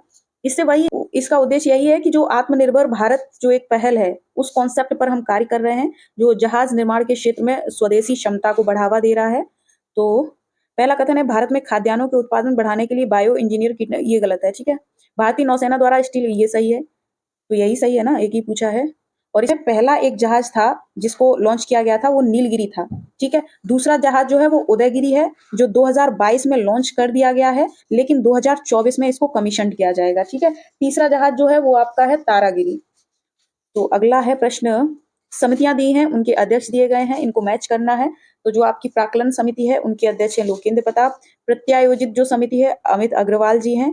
जो आपकी याचिका समिति है, सतीश महाना जी हैं। पंचायती राज समिति, विपिन कुमार डेविड जी हैं। आप इनको मैच कर लीजिए। अगला प्रश्न है, संवैधानिक निकाय दिए हैं, उनसे रिलेट अनुच्छेद दिए हैं। और जैसा कि हमने अभी आपसे कहा था कि अनुच्छेद 148 आपके लिए बहुत जरूरी है, जो कि किससे संबंधित है? कैग से, controller auditor general of India से। ए का तीसरा होना है। ऑप्शन बी खत्म है, ऑप्शन डी खत्म है। जीएसटी सभी को पता है 279 से है, और वित्त आयोग 280 से है। बचा हुआ आपका 338 बी से है, ठीक है। तो इसको आप मैच करिएगा। अगला प्रश्न है, कालक्रमानुसार राष्ट्रीय महिला आयोग के अध्यक्षों को व्यवस्थित कीजिए। सबसे पुरानी गिरिजा व्यास जी थी, सेकंड नंबर पर ममता शर्मा जी थी, थर्ड नंबर पर ललिता कुमार मंगलम थी, और फोर्थ नंबर पर आपकी रेखा शर्मा जी थी, जो कि 2017 से लेकर 2020 तक थी, और 2020 से पुनः इनका कार्यकाल वर्तमान तक है, ठीक है। तो इसको आप ऑर्डर कर लीजिए, ये आपका सही हो जाएगा, ठीक है। अगला प्रश्न है, उत्तर प्रदेश की सूक्ष्म लघु और प्रोत्साहन नीति 2022, सीधी सी बात शॉर्ट में कहें, एमएसएमई नीति 2022 के संदर्भ में कौन सा कथन सही है? तो पहला कथन कह रहे हैं, केवल मध्यांचल क्षेत्र के एमएसएमई ही पूंजीगत अनुदान के पात्र होंगे। गलत है। केवल मध्यांचल नहीं, बुंदेलखंड और पूर्वांचल भी इसमें शामिल हैं, जिनमें क्रमशः 20%, 15% और 10% का पूंजीगत अनुदान दिया जाएगा, ठीक है। और ये नीति आयोग द्वारा है। तो दूसरा कथन क्या कह रहे हैं, अनुसूचित जाति, यानी कह रहे हैं एससी और एसटी और महिला उद्यमी जो हैं उनको 2% अतिरिक्त अनुदान दिया जाएगा। बिल्कुल सही है। जो नॉर्मल राशि है जो सभी और व्यवसायियों के लिए, उससे 2% एक्स्ट्रा मिलेगी एससी एसटीज को और वुमेन एंटरप्रेन्योर को, ठीक है। तीसरा कथन कह रहे हैं कि अवसंरचना ब्याज अनुदान 10 साल तक देय होगी। गलत है ये 7 साल तक देय होगी, ठीक है। केवल सूक्ष्म इकाइयां ही ब्याज अनुदान के लिए पात्र होंगी। ये कथन भी सही है, केवल सूक्ष्म इकाइयां पात्र होंगी, तो 2 और 4 सही है। यहाँ पे 2 और 4 ऑप्शन बी आपका सही हो जाएगा। अगला प्रश्न है, परमाणु हथियारों के पूर्ण उन्मूलन के लिए अंतर्राष्ट्रीय दिवस कब मनाया जाता है? ये कब मनाया जाता है? 26 सितंबर को, ठीक है। 26 सितंबर को ये मनाया जाता है और ये किसके द्वारा? ये संयुक्त राष्ट्र महासभा UNGA, ठीक है। और ये 2013 में पहली बार मनाया गया था। अच्छा, आप हमें ये बताएं कि 15 मार्च को, चलिए हम बता देते हैं, 15 मार्च को विश्व उपभोक्ता अधिकार दिवस मनाया गया था, ठीक है। अब आप ये बताएं कि भारतीय उपभोक्ता अधिकार दिवस कब मनाया जाता है? 3 मई को आपका मनाया जाता है अंतर्राष्ट्रीय प्रेस स्वतंत्रता दिवस, और 24 अक्टूबर को आपका लोकप्रिय संयुक्त राष्ट्र दिवस मनाया जाता है, ठीक है। अगला प्रश्न है, उदारवाद के संबंध में निम्नलिखित में से कौन सा कथन सही नहीं है? तो कह रहे हैं यह कानून के समक्ष समानता के पक्ष में आवाज है, बिल्कुल सही है। यह राज्य की भूमिका और कार्यों का विस्तार करता है, बिल्कुल गलत है। यह राज्य की भूमिका और कार्य क्षेत्र में लिमिटेशंस पैदा करता है, ठीक है। आर्थिक क्षेत्र में यह मुक्त व्यापार और उत्पादन का समर्थन करता है, बिल्कुल सही है। यह विचार और अभिव्यक्ति की स्वतंत्रता का भी समर्थन करता है, बिल्कुल सही है, ठीक है। उदारवाद के जो कुछ सिद्धांत हैं वो सामाजिक, आर्थिक, राजनीतिक हर एक परिप्रेक्ष्य में लागू होते हैं, ठीक है। अगला प्रश्न है, उत्तर प्रदेश राज्य महिला आयोग की वर्तमान अध्यक्ष कौन है? देखिए अभी अभी प्रश्न क्या पूछा गया था, राष्ट्रीय महिला आयोग, यही था ना? हाँ, ये है। राष्ट्रीय महिला आयोग के अध्यक्षों के बारे में वर्तमान कौन सी? रेखा शर्मा। यहाँ पे जो पूछा गया है वो क्या पूछा गया है? कहाँ गया प्रश्न, खो गया। हाँ, उत्तर प्रदेश राज्य महिला आयोग की वर्तमान अध्यक्ष तो ये है बिमला बाथम जी, ठीक है।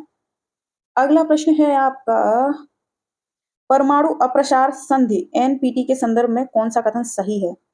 एनपीटी का उद्देश्य परमाणु हथियारों और हथियार प्रौद्योगिकी के प्रसार को रोकना है। हाँ, साथ ही इसका उद्देश्य ये भी है कि परमाणु ऊर्जा का जो उपयोग किया जाए वो शांतिपूर्ण उपयोग किया जाए, यानी वैश्विक तौर पर निशस्त्रीकरण का जो लक्ष्य है उसको आगे बढ़ाना इस संधि का उद्देश्य है। अगला कथन कह रहे हैं, इस संधि से बाहर होने वाला एकमात्र देश है उत्तर कोरिया। ये बात भी सही है। आपके जो वो चाचा हैं किम योंग जोम योंग जो भी हैं, वो किसी संधि को नहीं मानते हैं और उनका तो जब मन करेगा तभी परमाणु ऊर्जा का वो विस्फोट कर देंगे। अभी हाल ही में मैंने एक मीम कहीं देखा था जिसमें उनका फोटो लगा हुआ था और उनका वही ड्रेसिंग सेंस जो कि लूज सा पैंट और ऊपर सूट, यानी सफारी सूट टाइप्स, और वहां पे लिखा था कि केवल इस व्यक्ति के दर्जी को इससे डर नहीं लगता है। तो उनके भय से दुनिया ज्ञात है। ये जो संधि है ये 1968 में हस्ताक्षरित करी गई थी और 1970 में ये प्रभावी हुई है, ठीक है। टोटल 191 देश इसके हस्ताक्षरकर्ता सदस्य हैं। तो यहाँ पे जो आपका कथन ऑप्शन हो जाएगा, एक और बी दोनों सही हो जाएंगे। कह रही हूँ एक और बी, पता नहीं क्या बोल जाती हूँ, तभी फिर बाद में कमेंट आते हैं क्या क्या बोलते हैं हम। अगला प्रश्न है, निम्नलिखित में से कौन सा विषय समवर्ती सूची से संबंधित है? शिक्षा भी है, ट्रेड यूनियन भी है, वन भी है, ठीक है। तो संविधान ने 7वीं अनुसूची के तहत 3 सूचियां दी हैं, जिनमें आपकी एक संघ सूची है, यानी कि सेंट्रल लिस्ट है आपकी, एक आपकी स्टेट लिस्ट है, एक आपकी कॉन्करेंट लिस्ट है, ठीक है। Concurrent list. तो जो आपकी संघ सूची है उसमें टोटल विषय जो थे वो 98 हैं वर्तमान में, मूल रूप से ये 97 थे। अगर राज्य सूची की बात करें तो इसमें अभी वर्तमान में 59 विषय हैं, मूल रूप से 66 थे। अगर समवर्ती सूची की बात करें तो अभी 52 है, मूल रूप से इसमें 47 विषय थे, ठीक है। यहाँ पे अगर देखा जाए तो समवर्ती सूची के इनके अलावा कौन कौन से विषय हैं, तो वो है आपके जैसे संपत्ति का हस्तांतरण हुआ, कृषि भूमि हुआ, और आपका आपराधिक कानूनों के संदर्भ में, आपराधिक प्रक्रिया के संदर्भ में कानून बना सकती हैं राज्य और केंद्र दोनों, यानी समवर्ती सूची के अंतर्गत है। विवाह और तलाक ये भी समवर्ती सूची में है, ठीक है। ये जो साइबर कानून है ये आपका है संघ सूची का विषय, ठीक है। अगला प्रश्न है आपका, हाल ही में समाचारों में देखा गया सिनर्जी अभ्यास संबंधित है, साइबर सुरक्षा से संबंधित है। और ये अगला प्रश्न है, उत्तर प्रदेश का उच्च न्यायालय आगरा से इलाहाबाद कब स्थानांतरित किया गया? तो देखिए, अच्छा प्रश्न है। सबसे पहले तो ये जान लो, जो ब्रिटिश भारत था उसमें आपका 1834 में, यानी कह सकते हैं 1833 के अधिनियम में 3 प्रेसिडेंसी को करा गया था गठन। उसमें कौन सा था आपका? बंगाल था, मद्रास था और मुंबई था, ठीक है। अब हुआ क्या, चौथी प्रेसिडेंसी के गठन की जब आवश्यकता महसूस करी गई तो चौथे के रूप में आगरा को गठित किया गया। आगार लिख दिया मैंने, ठीक है। और चौथी जो प्रेसिडेंसी आगरा बनाई गई उसी टाइम यहाँ पे उच्च न्यायालय का जो आपका गठन हुआ था, ठीक है। उसके बाद 1858 में कैनिंग के टाइम पीरियड में उत्तर पश्चिमी प्रांत का गठन किया गया और उसके बाद 1868 में आगरा से उच्च न्यायालय को इलाहाबाद में ले जाया गया। तो ये ऑप्शन ए सही हो जाएगा, ठीक है। तो ये घटनाक्रम याद रखिएगा। घटनाक्रम भी पूछा जा सकता है। निम्नलिखित में से कौन से 2 नीति आयोग से संबद्ध कार्यालय हैं? तो इसमें आपका राष्ट्रीय श्रम institution of labour economics research and development और आपका विकास निगरानी एवं मूल्यांकन कार्यालय, ये दोनों शामिल हैं। और नीति आयोग के बारे में सभी को पता होगा, गवर्नमेंट के लिए एक थिंक टैंक की तरह काम करता है। इसकी फुल फॉर्म पता है, national institution for transforming India. और नीति आयोग का गठन किया गया था 1 जनवरी 2015 को। एक्चुअली गठन कुछ नहीं किया गया था, बस योजना आयोग का नाम बदला था, ठीक है। और अच्छा, अगर पूछा जाए कि कह सकते हैं योजना आयोग के पहले अध्यक्ष कौन थे, तो पंडित जवाहरलाल नेहरू होंगे, क्योंकि अध्यक्ष के तौर पर कौन होते हैं? प्रधानमंत्री होते हैं, ठीक है। अगला प्रश्न है, राज्य का महाधिवक्ता भारतीय संविधान के निम्नलिखित में से किस अनुच्छेद के तहत नियुक्त किया जाता है? ये तो बताएंगे बाद में, पहले आप हमें कमेंट में ये बताएंगे। यहाँ एडवोकेट जनरल की बात हो रही है, अटॉर्नी जनरल जो है वो किस अनुच्छेद के तहत है? ठीक है, ये आपका अनुच्छेद 165 में आएगा। अगला प्रश्न है, हाल ही में उत्तर प्रदेश सरकार ने निम्नलिखित में से किसकी गुणवत्ता में सुधार करने के लिए मिशन निरामय शुरू करने का निर्णय लिया गया? ये नर्सिंग कॉलेज से रिलेट है। हाल ही में गोरखपुर में नर्सिंग कॉलेज बनाया जा रहा है। अगला प्रश्न है, सर्वोच्च फ्रांसीसी नागरिक पुरस्कार Chevalier de la Legion d' Honneur 2022 से किसे सम्मानित किया गया? ये स्वाति पिरामल है और ये फ्रांस का सर्वोच्च नागरिक सम्मान है, उससे इनको सम्मानित किया जाएगा। अगला प्रश्न क्या है? अगला प्रश्न कह रहे हैं, दक्षिण पूर्व एशियाई देशों का संगठन आसियान के संदर्भ में कौन से कथन सही है? आसियान को वर्ष 1967 में 5 देशों द्वारा स्थापित किया गया था, बिल्कुल सही बात है। ये 5 देश कौन कौन से थे? आपके Indonesia, Malaysia, Philippines, Singapore, Thailand और बैंकॉक, ठीक है। अच्छा, इसका जो हेडक्वार्टर है वो उस टाइम किस वो कंट्री में वो किया गया था, ठीक है, वो आप बताएंगे। दूसरा कथन है, आसियान क्षेत्रीय मंच इंडो पैसिफिक में सुरक्षा वार्ता का एक महत्वपूर्ण मंच है। हाँ, सही बात है। तो यहाँ पे आपके कथन ए बी दोनों सही हो जाएंगे। अगला प्रश्न है, उत्तर प्रदेश अनुसूचित जाति अनुसूचित जनजाति आयोग के अध्यक्ष कौन है? रामबाबू हरित जी हैं। अगला प्रश्न है, वस्तु एवं सेवा कर परिषद के संदर्भ में कौन से कथन सही हैं? वस्तु एवं सेवा कर परिषद केंद्र और राज्यों का एक संयुक्त मंच है, ठीक है, सही बात है। केंद्रीय वित्त मंत्री जीएसटी परिषद का अध्यक्ष होता है, सही बात है, ऑप्शन बी सही हो जाएगा। अगला प्रश्न है, निम्नलिखित में से कौन ऑपरेशन गियर बॉक्स से संबंधित है? ये आपका है मानव तस्करी, नहीं नहीं नहीं, ये नशीली दवाओं की तस्करी से संबंधित है। और इसका नाम ऑपरेशन गियर बॉक्स क्यों रखा गया है? क्योंकि इसमें जो तस्कर हैं वो इंटरनेशनल कंटेनर के गियर बॉक्स में वो तस्करी वाली जो चीजें हैं, नशीली दवाएं जो हैं, छुपा के ले जाते हैं, तो इसलिए उसका नाम ये रखा गया है।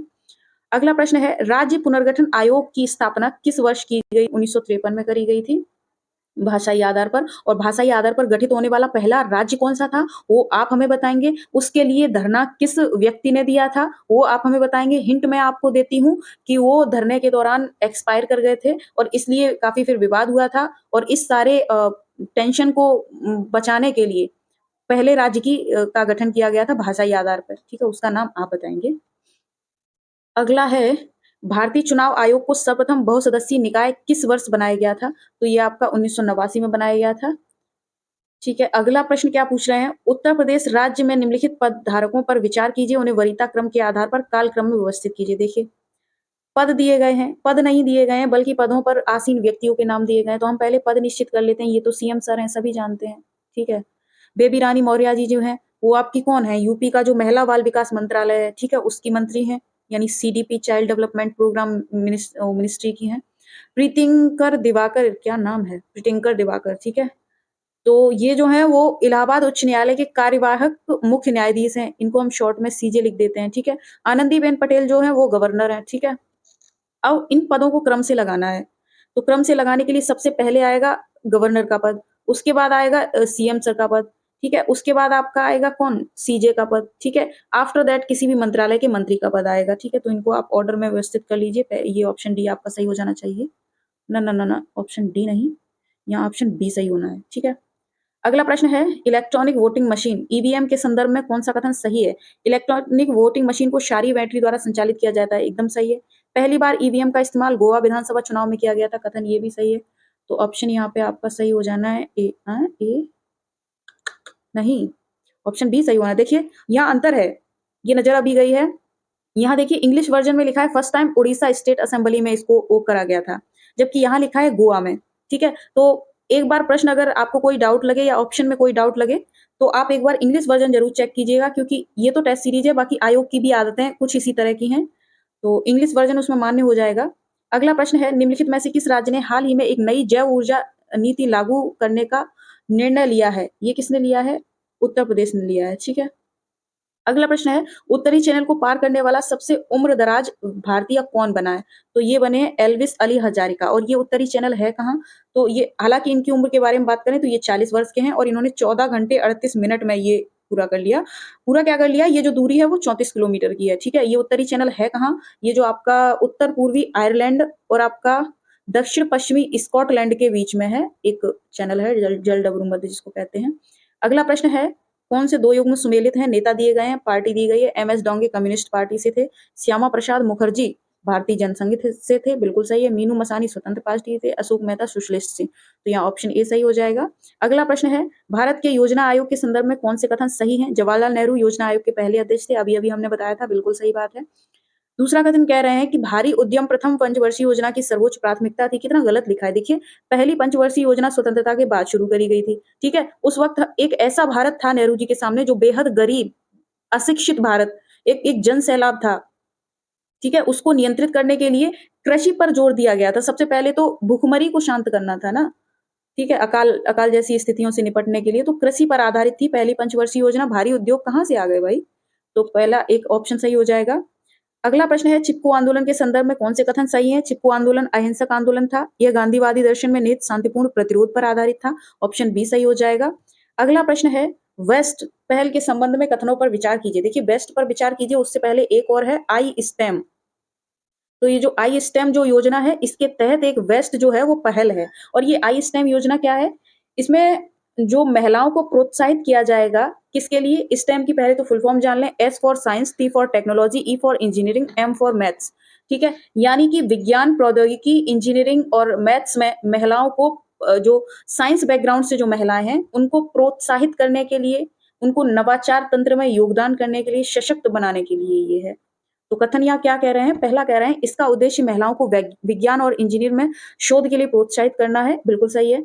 दूसरा कथन कह रहे हैं, गैर वैज्ञानिक पृष्ठभूमि वाली महिलाएं भी इस पहल के लिए पात्र हैं, गलत है। जब जो नॉन साइंस स्ट्रीम स्टूडेंट होगा वो कैसे इसके लिए पात्र हो सकता है? अगला कथन कह रहे हैं, यह विज्ञान और प्रौद्योगिकी मंत्रालय के तहत कार्यान्वित एक पहल है। देखिए, ये कथन भी गलत है। ये कथन गलत क्यों है? क्योंकि ये इस मंत्रालय के अधीन नहीं है, बल्कि ये कार्यालय के अधीन है। और वो कार्यालय का जो गठन किया गया था 1999 में किया गया था, जो जिसका नाम है पीएसए, प्रधान वैज्ञानिक सलाहकार कार्यालय। ठीक है, और ये जो कार्यालय है वो कैबिनेट सचिवालय के अधीन कर दिया गया है 2018 के बाद से। तो ये उसके तहत कार्यान्वित है। चौथा कथन कह रहे हैं, वेस्ट एक नई भारतीय वैज्ञानिक विज्ञान, प्रौद्योगिकी और इंजीनियरिंग फैसिलिटी मानचित्र पहल है। हाँ ठीक है, सही है ये कथन। तो यहाँ पहला और चौथा सही हो जाएगा, ऑप्शन डी आपका सही रहेगा। अगला एंड लास्ट प्रश्न, निम्नलिखित में से किसने दाय भाग की व्याख्या की है? देखिए, जो प्राचीन समाज था उसमें हिंदू कानूनों को लेके दो टाइप की शाखाएं थी। ठीक है, और दो टाइप की शाखाओं के लिए दो टाइप के कानून थे, जिसमें एक था आपका दाय भाग शाखा, यानी इसको बंगाल रीजन की शाखा भी बोलते थे। ठीक है, और एक थी आपकी मिताक्षरा, मिताक्षरा शाखा। ठीक है, जो मिताक्षरा शाखा है वो, आपने एक याज्ञवल्क्य स्मृति का नाम सुना होगा। ये मिताक्षरा जो है याज्ञवल्क्य स्मृति पर एक टीका है जिसको लिखा है विज्ञानेश्वर ने, और जो दाय भाग है उसको लिखा है जीमुतवाहन ने।